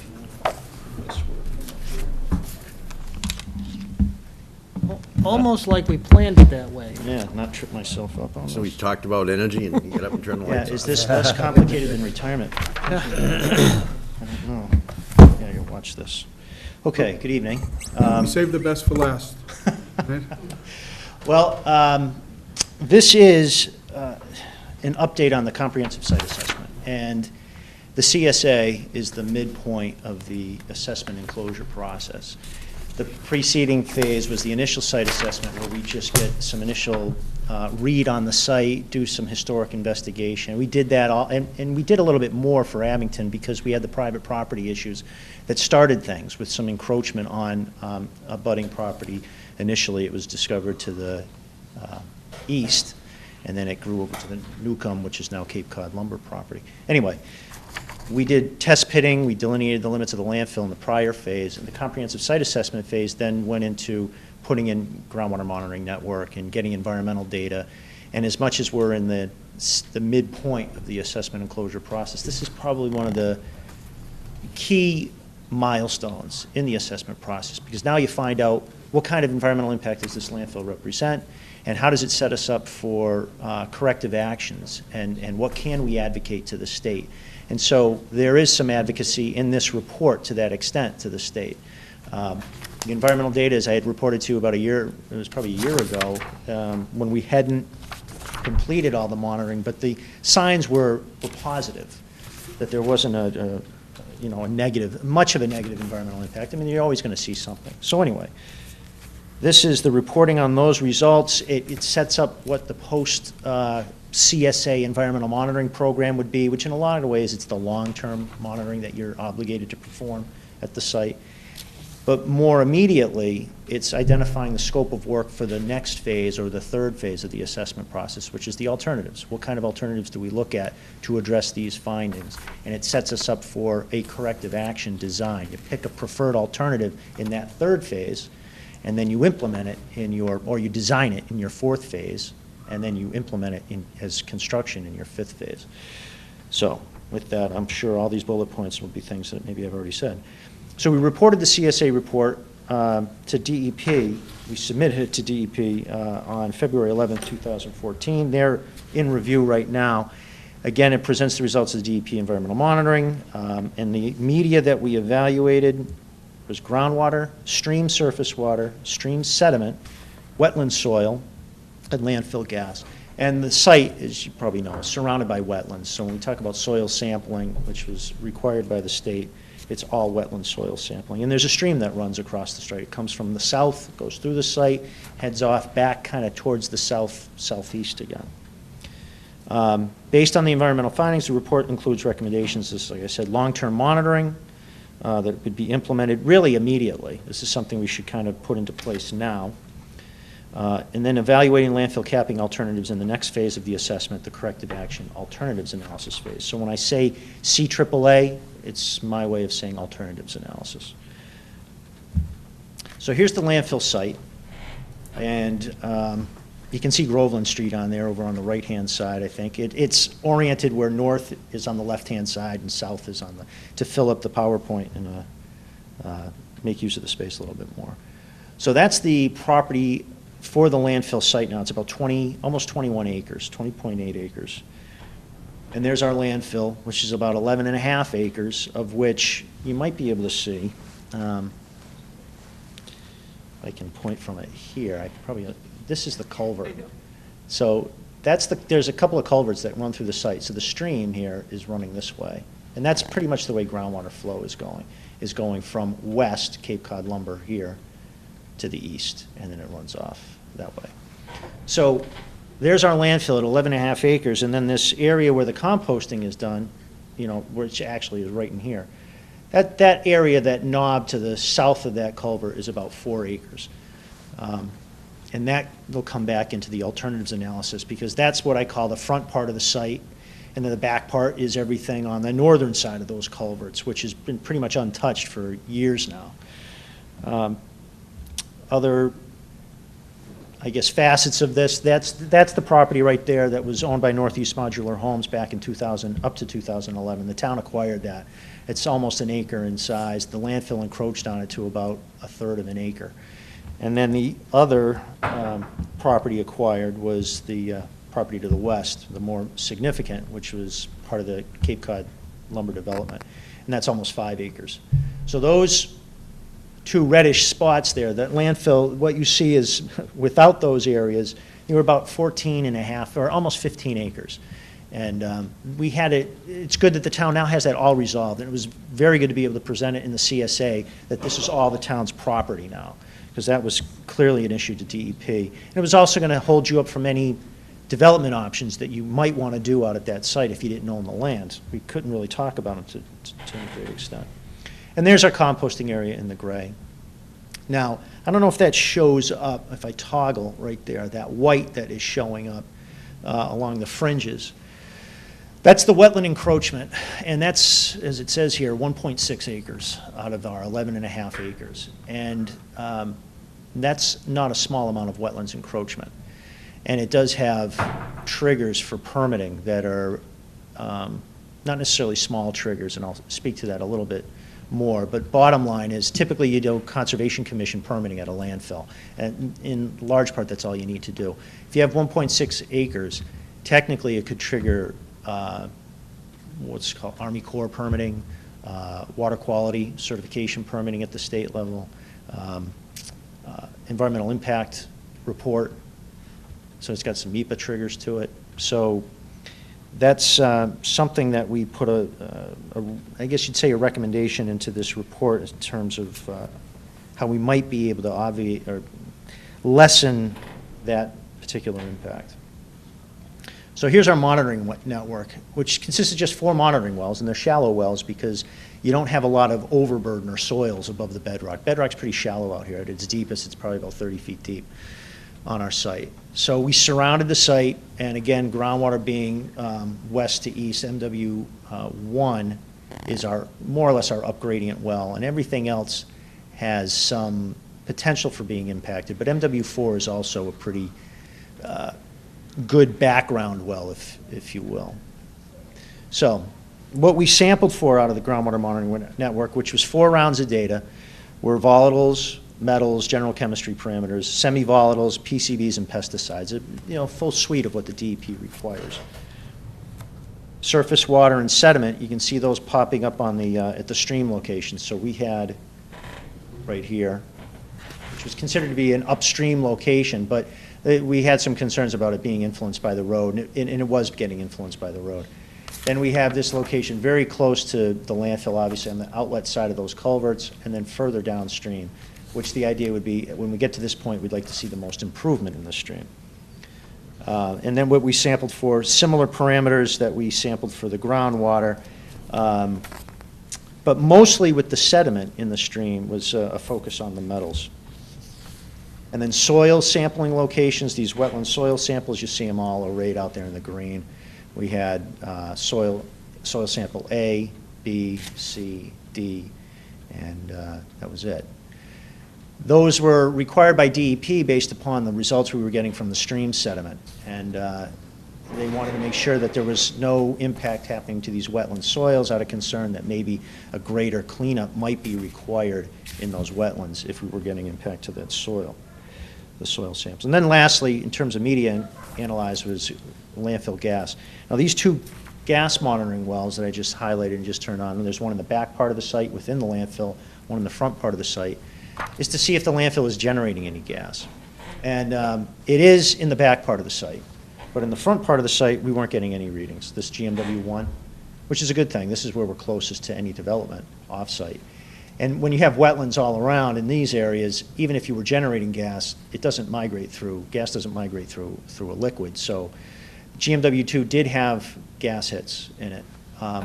So the landfill is producing gas. There's no surprise there in the back part of the site, but it's confined. And then a little blow up here is some of the additional gas monitoring locations. Up in the front corner of the site here, because we have the homes, I should look at the blow up here, there's a home here, there's a home across the street here. We have these gas wells that we put in, and that's our perimeter gas network. It's the only area that we really needed it, and we weren't getting any detections from landfill gas migration from those wells. And then lastly, we've been doing for quite some time, near-surface monitoring in the composting area, which is just doing a sweep on the ground surface to see if we're getting anything roughly like 4 inches off the ground surface. This was required by DEP as well, dating back to 2006. And we have really we've had trace detections, nothing of any notable significance, and we're using pretty low limit detection equipment specifically for that near-surface monitoring, and we're not seeing anything there. So that's our monitoring network. Now comes to the real fun part of the presentation, which is I can give you a bunch of words that I think I've already highlighted some of these things. At the groundwater, no metals were detected in excess of regulatory standards at any of the groundwater monitoring locations. No VOCs were detected in excess of regulatory standards. And VOCs actually, unlike metals, where we did get detections, it's just they were very low. VOCs, a lot of them, we just had no detects at all. No SVOCs, PCBs, or pesticides were detected during 2 rounds of extended parameter analysis. So I talk about these parameters that we analyzed, but SVOCs, PCBs, and pesticides are considered by the state as extended. So you don't have to do every round of that, just get enough of a baseline. So we did 2 rounds and we didn't find anything. Surface water, we did find some lead at SW2. Now that was at the outlet of the culverts, but it was during 1 round. And then we found more metals above regulatory standards, which are water quality standards, not human health standards. They're more ecological-based standards. And we found a number of metals. Again, this is further downstream: arsenic, cadmium, chromium, lead, selenium, silver, and zinc during 1 round, which suggests that continued monitoring is warranted as we get from SW2 to SW3 from the stream. There were some isolated detections of VOCs and SVOCs. None of them exceeded regulatory standards, and there were no PCBs detected above reporting limits. So for the most part, are very good results. Stream sediment, copper, lead, and mercury were detected above their respective regulatory standards at 3 locations.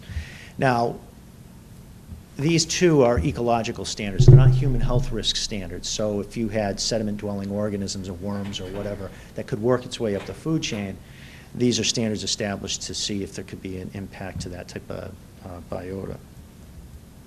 We had some pesticide and SVOC exceedances from the stream sediments. So there were some detections in the stream sediments. Wetland soil, we had a single metal, which was cadmium, that was detected at 3 locations. They were all on the think essentially on that wetland side, the eastern side, if you will, or the top of the page when you're looking at the screen here, where we had cadmium. The cadmium standard may be changing, in which case we wouldn't even have an exceedance to it. But from a regulatory perspective, it's the possibility that that's going up. It's actually going to go up. Only one PCB was detected at one location, so that was not deemed problematic by the state, at least. And I should say that when we would get data as we were doing our rounds, we'd provide copies to the state. So they knew, it's not like this report was the first time they saw anything. And it did trigger some back and forth, but nothing with respect to the findings on the wetland soils, didn't add any more. They weren't concerned about it to the point of wanting to add more sampling, same with groundwater, more monitoring wells, all the things that could happen. They still have that opportunity to weigh in based upon the report, but now that they can see everything, the hope would be they would look at our recommendations and see that they're sound recommendations based upon the findings, which is, our recommendations are not expanding any of the network. I don't see the reason for that. Landfill gas. No landfill gas detections, as I mentioned, were recorded from the perimeter wells, and there was no landfill gas recorded from, we actually did some catch basin readings, some from the manholes, the catch basins out in the in Groveland Street, as required by the state, and we didn't get anything off of those. Methane, again, as I mentioned, was detected in the back gas well, not in the front gas well. Steve, can I just ask a quick question? Yeah. Is it pretty much a foregone conclusion that, like, stream sediment and the wetland soils, is that pretty much caused by the old dump there? Or could it be upstream that some of these might have migrated down? It's unlikely that they did. I mean, we did, and it's really apples and oranges. We did one background soil sample that is, I can flip back to the graphic of the landfill, but it is upstream. It's pretty far. It's down near you got Groveland, and then you got the other street. It's Brockton Ave. Yeah. There's some development off of Brockton Ave where that stream that was going off the page here. Right. We got nothing exceeding standards, but we did get a little bit of a metals hit that was like, no, there's something there. Yeah. But you wouldn't expect, if it's not exceeding standards there, for it to start to exceed standards at the landfill. And it's so close to the landfill. It's a valid question. There was something that was causing our background sample, which DEP wanted us to get far away from the landfill. Kind of led us to believe that because it's got something there, it's not a great background sample, but it's telling us it's likely nothing coming from that location. So, landfill gas. Okay, so the results of the compost near-surface monitoring. So we did 23 rounds. We did 13 in the ISA and 10 in the CSA. And we've reduced the frequency once we got into the CSA phase. We had been doing them monthly while you were operating the compost area. Then we went down to every other month in a coordination with the state. Our recommendation is going to be to there's no reason to continue to do it. We're not finding anything, and that's in the report. And this is all going to be, so you're going to hear it all here, but this is the wrap-up. CSA results indicate the landfill has had minimal impact on groundwater quality, surface water, some impact on stream surface water quality, elevated, and it would appear that it could be elevated a little bit further from the landfill. Might be being transported to some degree and found a little bit further from the landfill. So we don't have an exact limit on that yet. And we may not need to go any further than where we are sampling right now, but the state might come back and say, try to get something a little further downstream. Oops. Stream sediment, the results show some metals impact that could be harmful, again, to sediment-dwelling organisms, which would warrant some continued sediment sampling from the stream. Because as much as we have this data, we don't have it's not a extensive amount of data. It's a snapshot for 4 rounds at best. To get a better baseline, this type of continued monitoring is warranted. And it's not the type of monitoring where the results would necessarily affect what you might need to do to address the landfill closure. How long would the monitoring go on for? Well, you're required in post-closure mode. Once you've closed and capped the landfill, there's a 30-year post-closure monitoring period. So when I talk about post-CSA, the idea is, okay, now you got your CSA, you've got recommendations, DEP comments on it, and they either approve it or you modify it. And then you go through a post-CSA monitoring period that takes you up to when you close. And then you may decide, based upon that additional data, that it's warranted to maybe reduce the program again, maybe you have to add something to it, but then you're in your post-closure mode, and that's where your 30 years kicks in. Wetland soil, there is some limited impact to wetland soils located near the landfill toe slope. Landfill gas, this is just saying what I've said probably 2 times now. But there is no evidence of off-site gas migration, and there's, even though there's nothing happening in the front part of the site, and if there were any gases being generated that would want to migrate off in the back part of the site, the wetlands can find that. So you really don't have a gas issue out at the landfill or a migration issue. And you don't have the near-surface issues either in the composting area. So the recommendations. And the recommendations, again, there are 2 categories. What are we going to do for monitoring, and how are we going to set ourselves for alternatives analysis, and what's warranted to look at for alternatives based upon what we found from the environmental data. So there we have it right there. Suggested, and the suggested corrective action alternatives is where we would look for the town to help guide what we should really pin down for alternatives.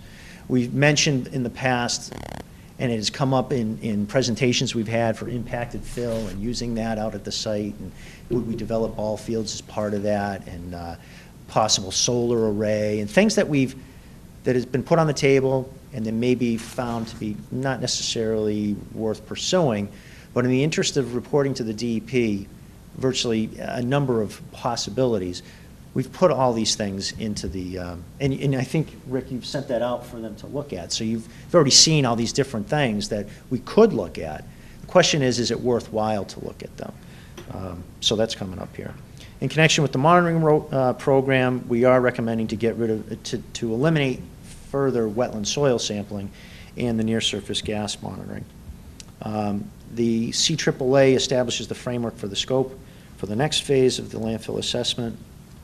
And we'd like to, while the DEP is reviewing the report right now, ideally we would be able to tell them what we would like to look at for specific alternatives before they complete their review.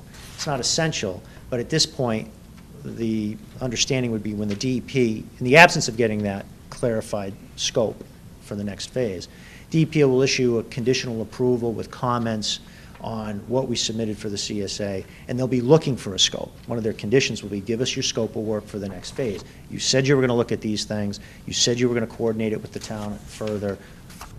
What's happening with that? So what's their timeline on completing their review? Well, we're looking at it in the June timeline based upon what they're allowed for review schedules. They could go longer than that, but we're thinking, sometime by the end of June. So, suggested CAAA needs to be coordinated further, so I just mentioned that with the town and then reported to DEP, finalized with DEP.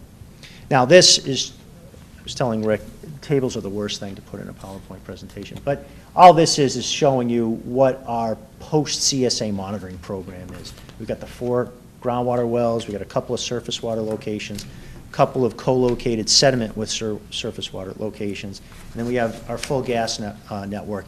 The reason why we want to keep monitoring for landfill gas is that as much as we don't see it out there, you do have abutters, and it's worthwhile to maintain surveillance on gas. DEP looks for that too, generally. They don't like you to as much as you can modify your groundwater and surface water, gas is something that is hard to eliminate based upon results, especially if you have nearby residents. In the absence of an approved, okay, so CAAA, corrective action alternatives. In the absence of an approved cover system, the town may be required to install a landfill cap that meets the current regulatory standards. And this is what's been the idea from the very beginning when you got your administrative consent order. That's the whole consent order was set up with the concept of once you get through this assessment process, you're going to have to close and cap the landfill. So the and the presumption was to current standards. I had mentioned to you when I was in here last time that the DEP had kind of opened the door a little bit, that depending upon how the data and what it shows, maybe you could look at the no action alternative. And I cautioned you as much as I would say, well, let's explore that. Let's use the CSA to kind of open that up even more. But until you really enter into dialogue with the state on that, it's hard to kind of put too much confidence in a no-action alternative. I think the data that we have here sets up for a reasonable discussion with the state. I mean, it's not like you're trying to do no action when you've got elevated readings of volatile organics and migration issues or things like that. It's a reasonable approach to follow up with them. So that would be, I think, reasonable to suggest that in further discussions with them, as we talk about the CAAA scope, that we might want to drill down on exactly that point, the no-action alternative, to the extent that it's of interest to the town. The other alternative, I'm kind of skipping a little bit here, is there is the current regulatory standards, there's the no action, but then what about a grandfathered cover system, something in between? The town capped its landfill. It's hard to know what the history was with that, the records being unclear, but it did it around 1975. The regulations that were in place at that time were from 1971. Would it be possible as an intermediate alternative to do a 1971 vintage cover system out there? It would be less costly than what the current regulations require. And as an alternative, you could look at what that cost is and say, okay, how does this compare? So what we have for the basic alternatives, no action, alternative to the 1971 standards, and then a standard cover system to the current standards. And now elaborating on that, so those are the three broad-based alternatives. Then what do we want to do at the site? Do we have post-closure use interest at the site? So, and does the town want to, as composting as an example, I've always understood that you want to continue to do composting. And the assumption that I've had is, well, that would be at the landfill site. You wouldn't move it someplace else. Now, I don't know if you would change your mind about that. Maybe you would.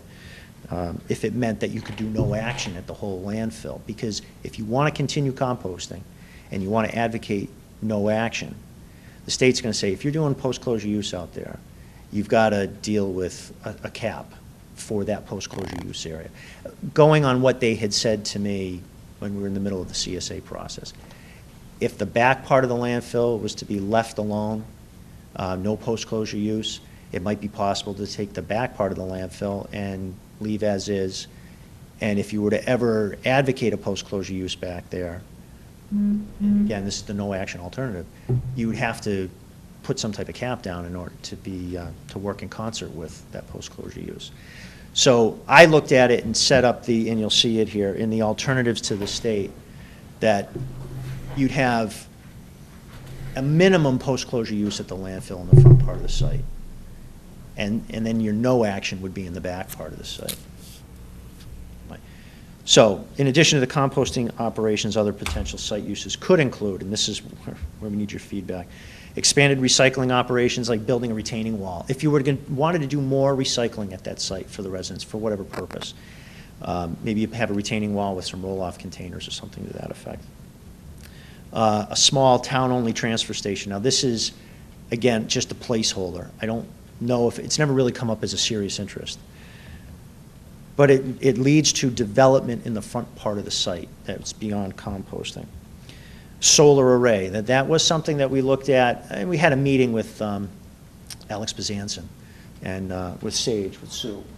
And we were talking about what we had for landfill area, and with the composting happening in the front part of the site, the back part of the site being about 7.5 acres, of which it would need to be reworked because it's sloping, it's not accessible really for solar array.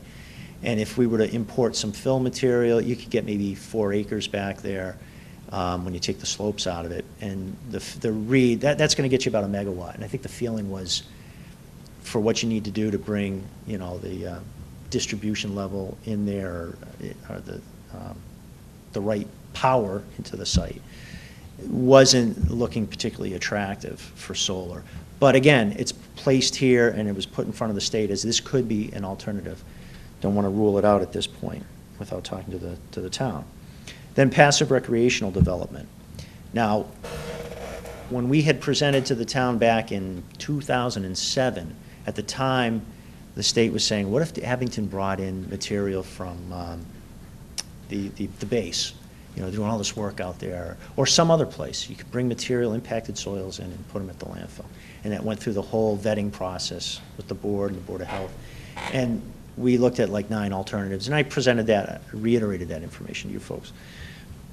One of the options that the town wanted us to look at the time for post-closure was, what if we put ball fields out there? Could we do that? And we showed a number of alternatives with ball fields in the back part of the site. And I don't think that ever really was, it was not one of the preferred alternatives that was selected if you were to bring that material in. It was max out the back part of the site if you're going to bring material in, so it's a hill, and don't do anything in the front part of the site because we want to do composting there. I leave it here again and then put it in front of the state that maybe the town has renewed interest in doing something in the back part of the site for recreation. And if there's anything else, other uses that I'm not aware of that you might be interested in. Now, as part of all these alternatives, there's what I call here the subset alternative, which would be, what would happen if we left the wetlands where we do have some landfilling, landfill material, the 1.6 acres. Could we possibly, if we had to do something else with the rest of the landfill, could we leave those in place instead of disturbing them, disrupting them? If that was to be acceptable to the state, it would certainly save you in permitting costs, and having to go through the EIR process. I mean, you'd have to do this work. If it turns out that you've got to remove that material and take it out of the wetlands, it's not a small effort to do that just in construction. It's going to be slogging out all sorts of stuff that's 1.6 acres in size. Then you're replicating that. Maybe I shouldn't say replicating. You're restoring it because you're doing it right back where you took it out. But there's cost there too. So part of this alternatives analysis could try to look at what is it going to cost you to do that work versus what if you were allowed to leave it, because as much as we had some wetland soil impact, it wasn't dramatic, and see if the DEP would buy into that concept. So that's put out there as one of the alternatives that we think might be worthwhile including in a cost comparison here. Sorry, did I miss anything on that? The mildly impacted soils, that was another alternative. Like, where would that fall into this? And is that of interest to the town? And some of these things might be, well, you know what, if we're so interested in a no-action alternative, maybe we ought to see how realistic that is, and then we'll figure out what other things we want to look at from there. Because if no action sounds good, why do we want to bring in imported material? Now this, I can go through this. This is what you have in front of you. But this is where we talk about the front and the back parts of the site. So there's our no action. Alternative cover system, which is going back to the 1971. And again, this could be a front and back portion of the site. A standard cover system. The front portion is assuming composting, maybe recycling, and the back part of it is doing nothing, and just a standard cap. Another alternative, again, could be importing.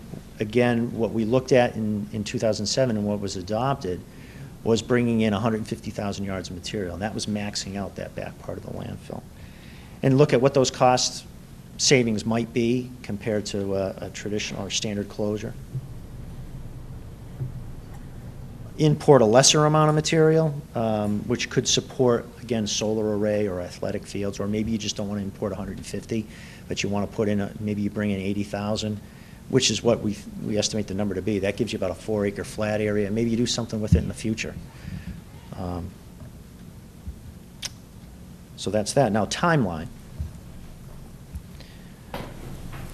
This is where if we could confirm the alternatives with the town by June, early June, then that gives us about a month from what I'm estimating on the timeline to be able to talk to DEP about getting them to factor it into their Alternatives being plural, so you want more than one alternative. Well, I kind of leave it to, we have to do a no-action alternative. That's a requirement by the state, but they don't do anything with that one in a typical situation. You just do it to say, well, we could leave it lying there and we'd have these impacts and things could denigrate in time, and it goes nowhere. But if you've got data and they're saying that you might be able to do something, it could be more, this would be more of a real advocation for a no action. The other alternative would be, they would likely require you to look at a standard cap. And then perhaps you do the 1971 vintage cap. And those would be three alternatives. Now, what consists in those three alternatives? It may have nothing to do with importing soil. It may be you're only going to do a standard cap. You're going to leave the back part of the site as a grass field, and the front part of the site, do you continue your composting there? And if you do, the two alternatives where you actually do cap, a 1971 vintage cover versus a current, you do that to support your composting operation. So there might be some pavement there, some dense graded material, something that's a little bit more than what you'd get for a standard cap, for a wearing surface, for a grass cap. But you'd be factoring it in because you'd be telling the state, we're putting this in here because it's what we want to do, and it's going to be common to our two capping alternatives. I don't know if that's how you feel, if you would feel like, again, and we'd have to talk to the state, because I'm not so sure. If you were to say, let's move our composting someplace else, the front part of the site being 4 acres, if you take $200,000 an acre, and actually the numbers I've been using is like $220,000 an acre for long-range planning. That's always what I've used here. So we were like $3 million plus to do the whole landfill under a standard cap. If you did a standard cap in the front part of the site with that $220 an acre, you're talking $800,000 plus some additional finish work. You're probably a little over $1 million in construction costs. Now, would the town say, you know what, to avoid that, maybe we find another site to do composting? The question is, will the DEP let you, with how much that front part of the site has been worked? I'm not so sure they'd say, oh, even if you found another site, guys, I think you need to do something to button that up if you're getting out of there. The back part is maybe already, we're okay maybe with it being buttoned up with time and tree growth and grass growth, and you can't get back there, but you're going to have an open field area in the front part of the site.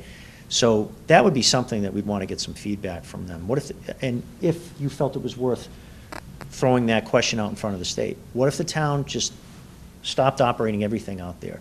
Would no action be viable at the entire site? See what they say. They may even say with no action for the back part of the site, and this is where the rubber hits the road. Now we gave them the CSA. They may say, if you really want to pursue that, we'd like you to get more analytical data. It's possible, but this is what we found is where more data might be helpful. So we could be in a supplemental data collection phase if we really wanted to pursue the no action. So we're looking at what should we identify as true alternatives of interest to bring forward in the CAAA. If we can get it to the state before they complete their review of the CSA report, that's great. If we can't, we should try to get it to them shortly after. They'll probably put a timeline on us anyway as part of the CSA approval to get that in. And then we're anticipating the CAAA report would go to the state by the end of the year. And then DEP approval of the CAAA, they're allotted about a 3-month timeline. So if they hold to that, we'd be looking at March of 2015. Begin landfill closure design, April 2015. Again, this is assuming everything just kicks off right away. And I just put in parentheses here, the only issue with that is it puts you in an FY 2015, whatever you were going to appropriate in town meeting next month isn't accounted for if work were to start then. So I was saying, would you push that to July 2015? It's not that much of a push, but things start to back up on you in 2000. That's always been kind of like the witching hours, FY 2016 for the capping work. However, you may become, depending on what these alternatives are, and now we really have some real discussions with the DEP about what would be acceptable, that number that's been floating out there for the closure may come down. And it's no longer this $3.5 million or something. And to start factoring that into a town meeting before you really know doesn't make any sense. So the same thing with this. What are we designing? We don't know what we're designing yet. So it doesn't make sense to even if we could appropriate it for this year, get it in, make a motion and let's put something on. It wouldn't make any sense because we don't know what we're designing yet. So it really should be for next year. And that means if DEP was pushing for something that was out of getting that CAD or corrective action design, the design in sooner than what we're anticipating, we'd tell them, the funding for this work would be July 2015, ties to their, town meeting. I don't think they'd have a problem with that. I'm talking a couple of months. But I'm following my schedule, then DEP closure design approval will be November 2015. Closure construction, starting in earnest when the weather gets better, you're talking March 2006, you bid and then you're in construction, March 2016 to September 2016. And this again, if I have all my kind of like breakdown on where the funding's coming from. We have funding to do everything up to the CAAA report. We already have it. So what's floating right now? Would that be in FY15? I don't think so. I think it would be FY16. Then that pushes you into, well, if this holds, this is FY16 activities, would you want, that's your biggest nut, should that be FY17?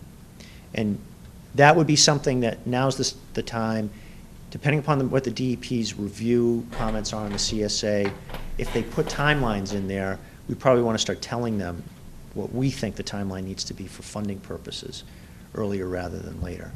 So I think that's it. That's a lot. These alternatives, once we come up with them, do you put numbers on them as to what you project they would cost? That's one of the major functions of the alternatives analysis, is to go through it, and then the town can see, the selectmen can see, so that number is this compared to this, and you start to identify what's your preferred. So do we develop the alternatives before we get the cost? Or do you get us the cost, put a number to them, and then we can? No, you identify what it is that you want to do. All right. And what you want to do and what you're obligated to do.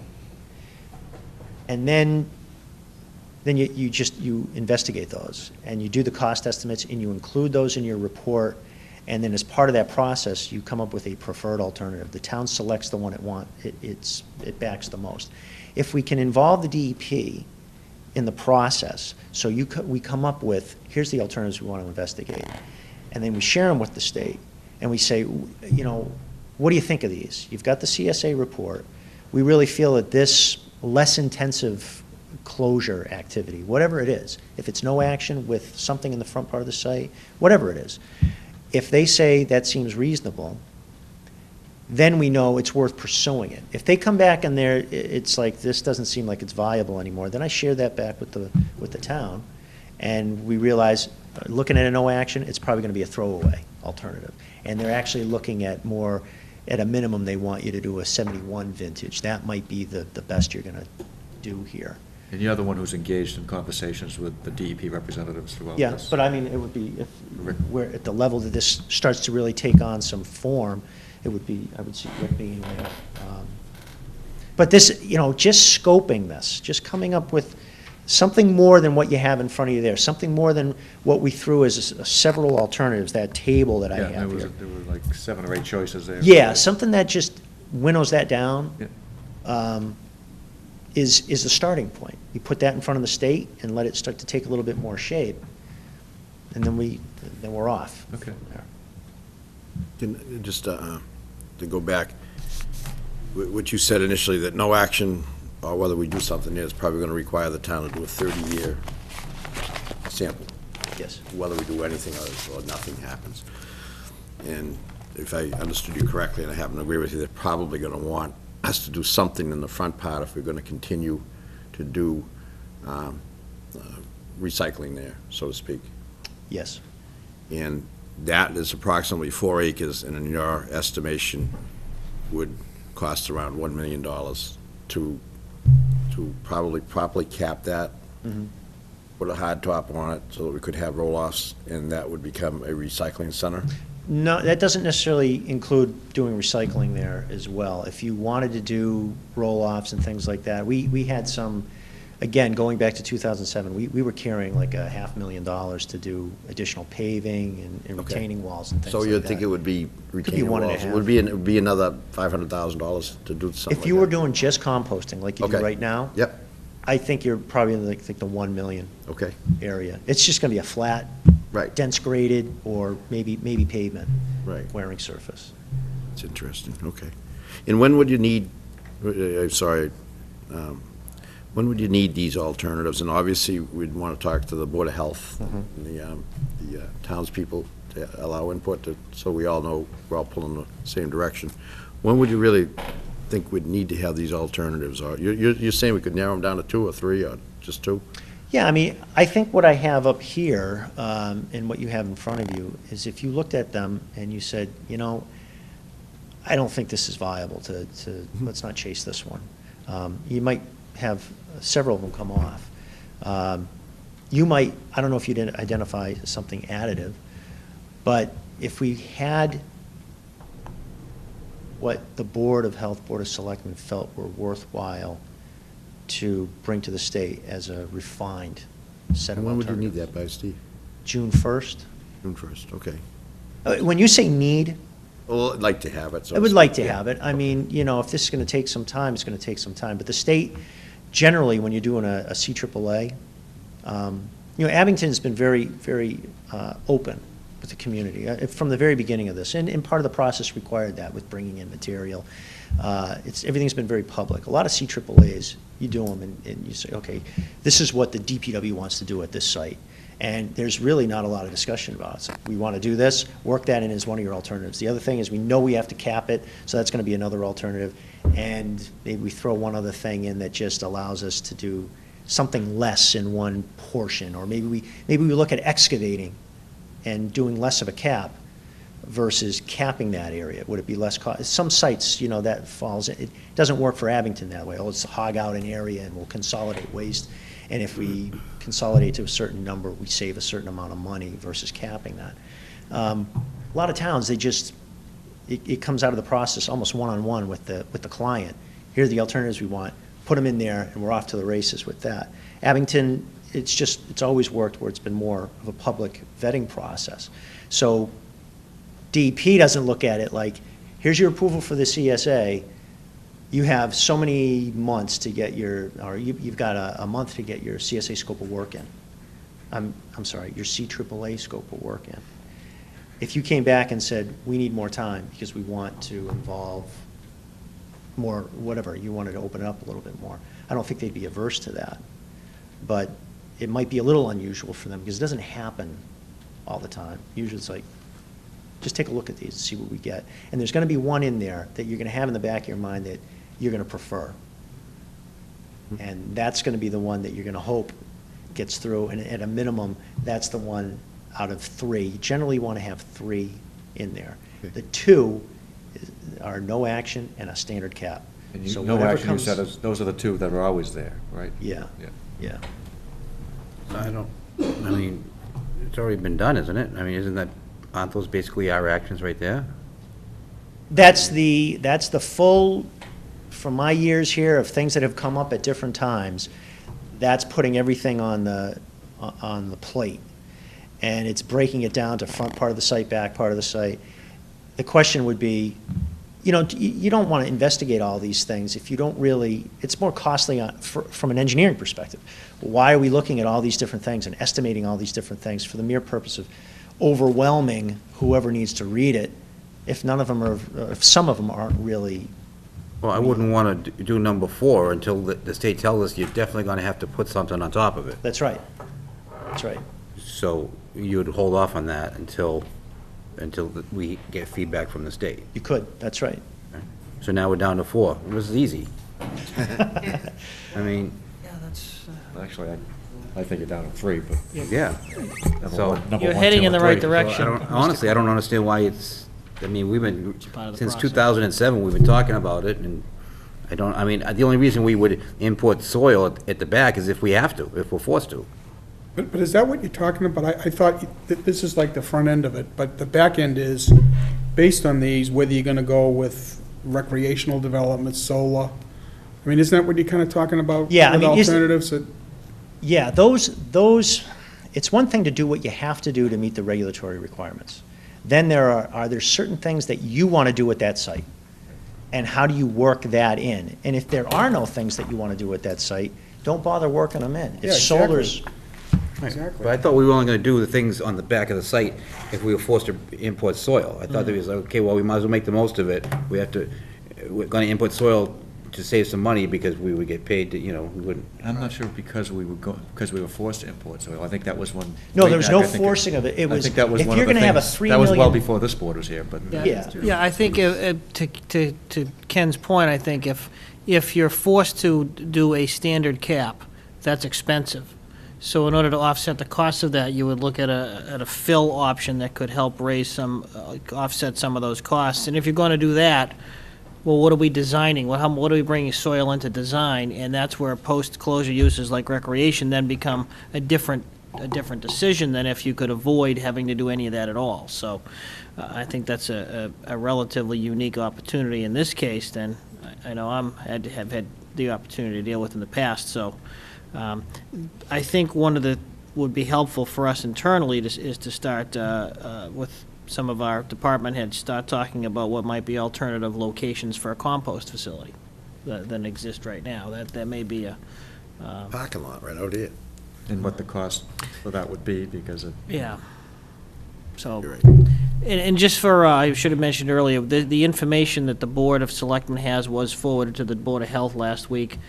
We did invite them. I know they didn't have time to post a meeting, but to the extent that anybody could individually was interested and could get here, we did make sure we at least gave them that opportunity. It was rather late, but we still did at least give them the knowledge that this meeting was going to happen and that there would be future opportunities too. So we're not neglecting to at least keep them reasonably informed. I just have a question for the board based on Rick's comment, is how do you maybe see this playing out to vet different alternatives? Do you see a public hearing, joint meeting with the health board? First, I think we should absolutely meet with the health board, and we should absolutely have a public hearing. I have strong opinions about using slightly impacted materials and trucking that stuff in and going over the roads for the residents up there and stuff like that. I think that we should allow some input into it, but I think, like we said before, we kind of narrowed it down to 3, but so other people might want to have some input into it and see. Yeah, I agree, I think. You think we can get that done in May?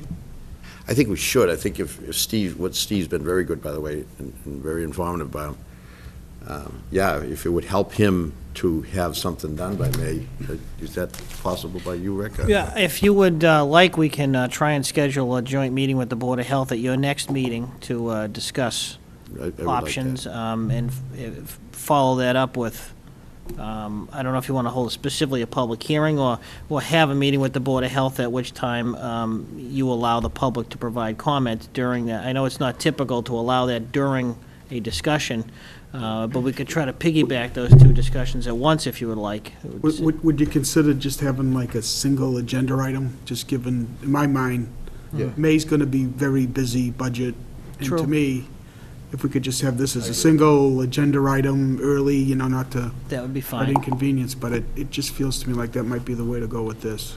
That's fine. I think we would want to put on the agenda that the public is invited to comment, though, just so it's clear that the Absolutely. public, I mean, it's not a legal Make sure public it's on hearing. TV so that people but- Right.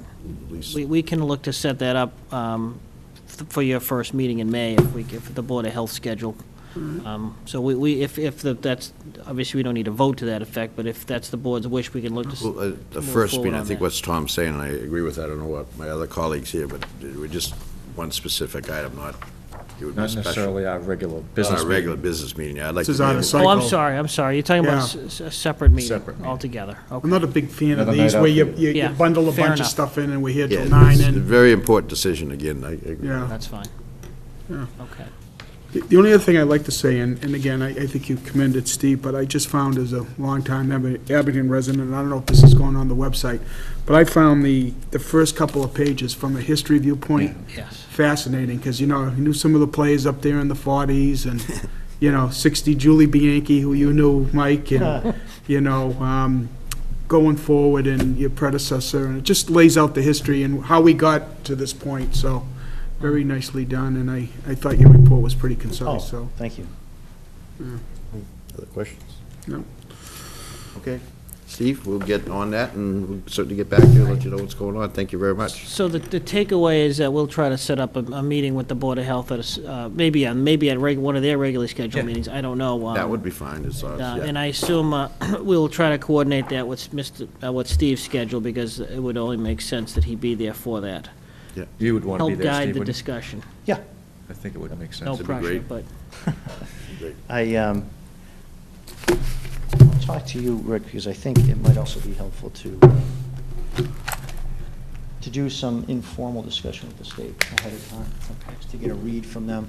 No sense in, pursuing another, you could pursue informally another compost site, but if you already get an initial read that they have an opinion about that. Fair enough. The more I can come in with just a little bit of some feedback, couldn't hurt.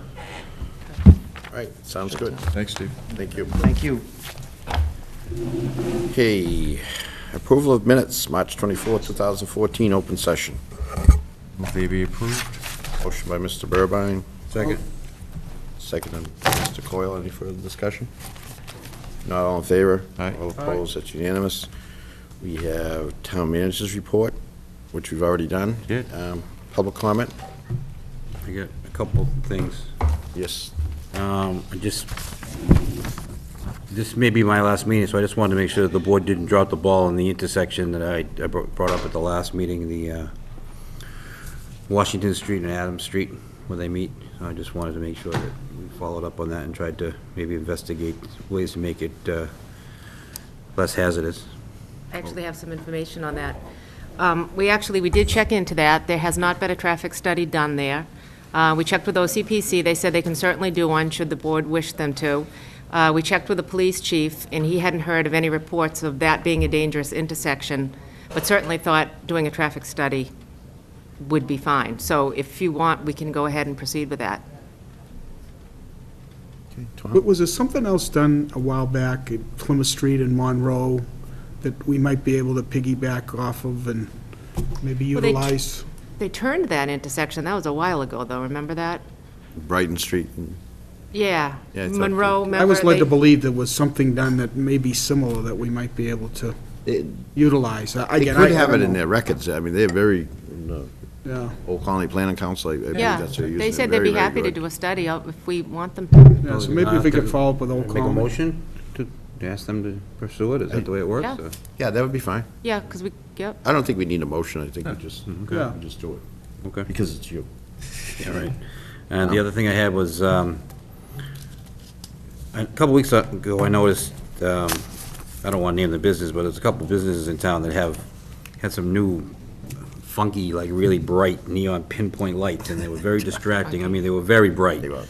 And I just want to make sure that they're legal, I guess, and that they address, because I'm sure if we haven't received them already, you're going to get complaints.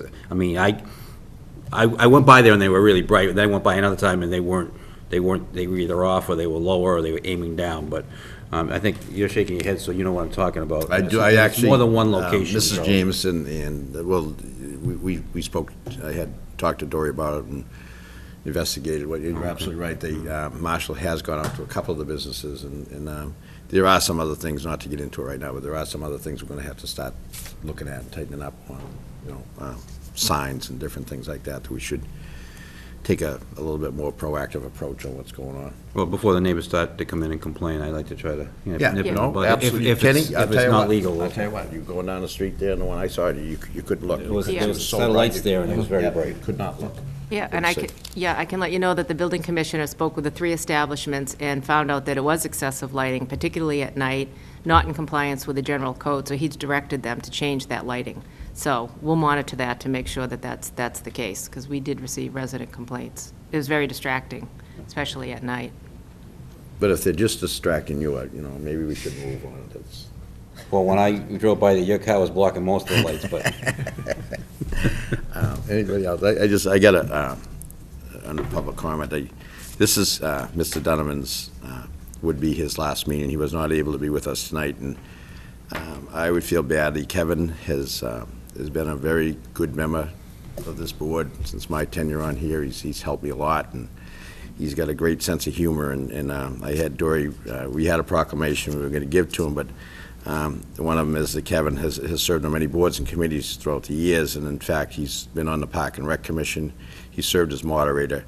He's a constable in town. He served on the Police Study Committee and Bylaw Review Committee, and has elected to the Board of Selectmen for 4 terms. And although he did indicate to me this last term he suffered the most with us, but I just feel, you know, he's just done such a remarkable job, very quietly, and going about his business. And, you know, I think he's going to be sadly missed on this board. So I don't know if you Also, guys want- don't forget that's actually really important thing, a great thing they do for the seniors. Oh, absolutely. Kenny, I'm sorry, Senior that's cookout. right, and that is probably, I thank you very much, it's his pride and joy for the, and he's done that for the senior cookout, and he's done that for, I don't know if it says here, but a great number of years, and it's something that he puts that thing together, and it goes off, and, you know, he's been great, so, again, And just so you know, he's going to get all credit for it, but he gives me the shopping list, and I get it all together at the store for him. So I don't want him to get full credit for it. That's good, so, anybody else have anything? If not, there's no executive session, I'll accept a motion to adjourn. So moved. Motion by Mr. Burbine, Second. second by Mr. Coyle. Anything further to be said? If not, all in favor, all Aye. opposed, that's unanimous. I can- Thank you.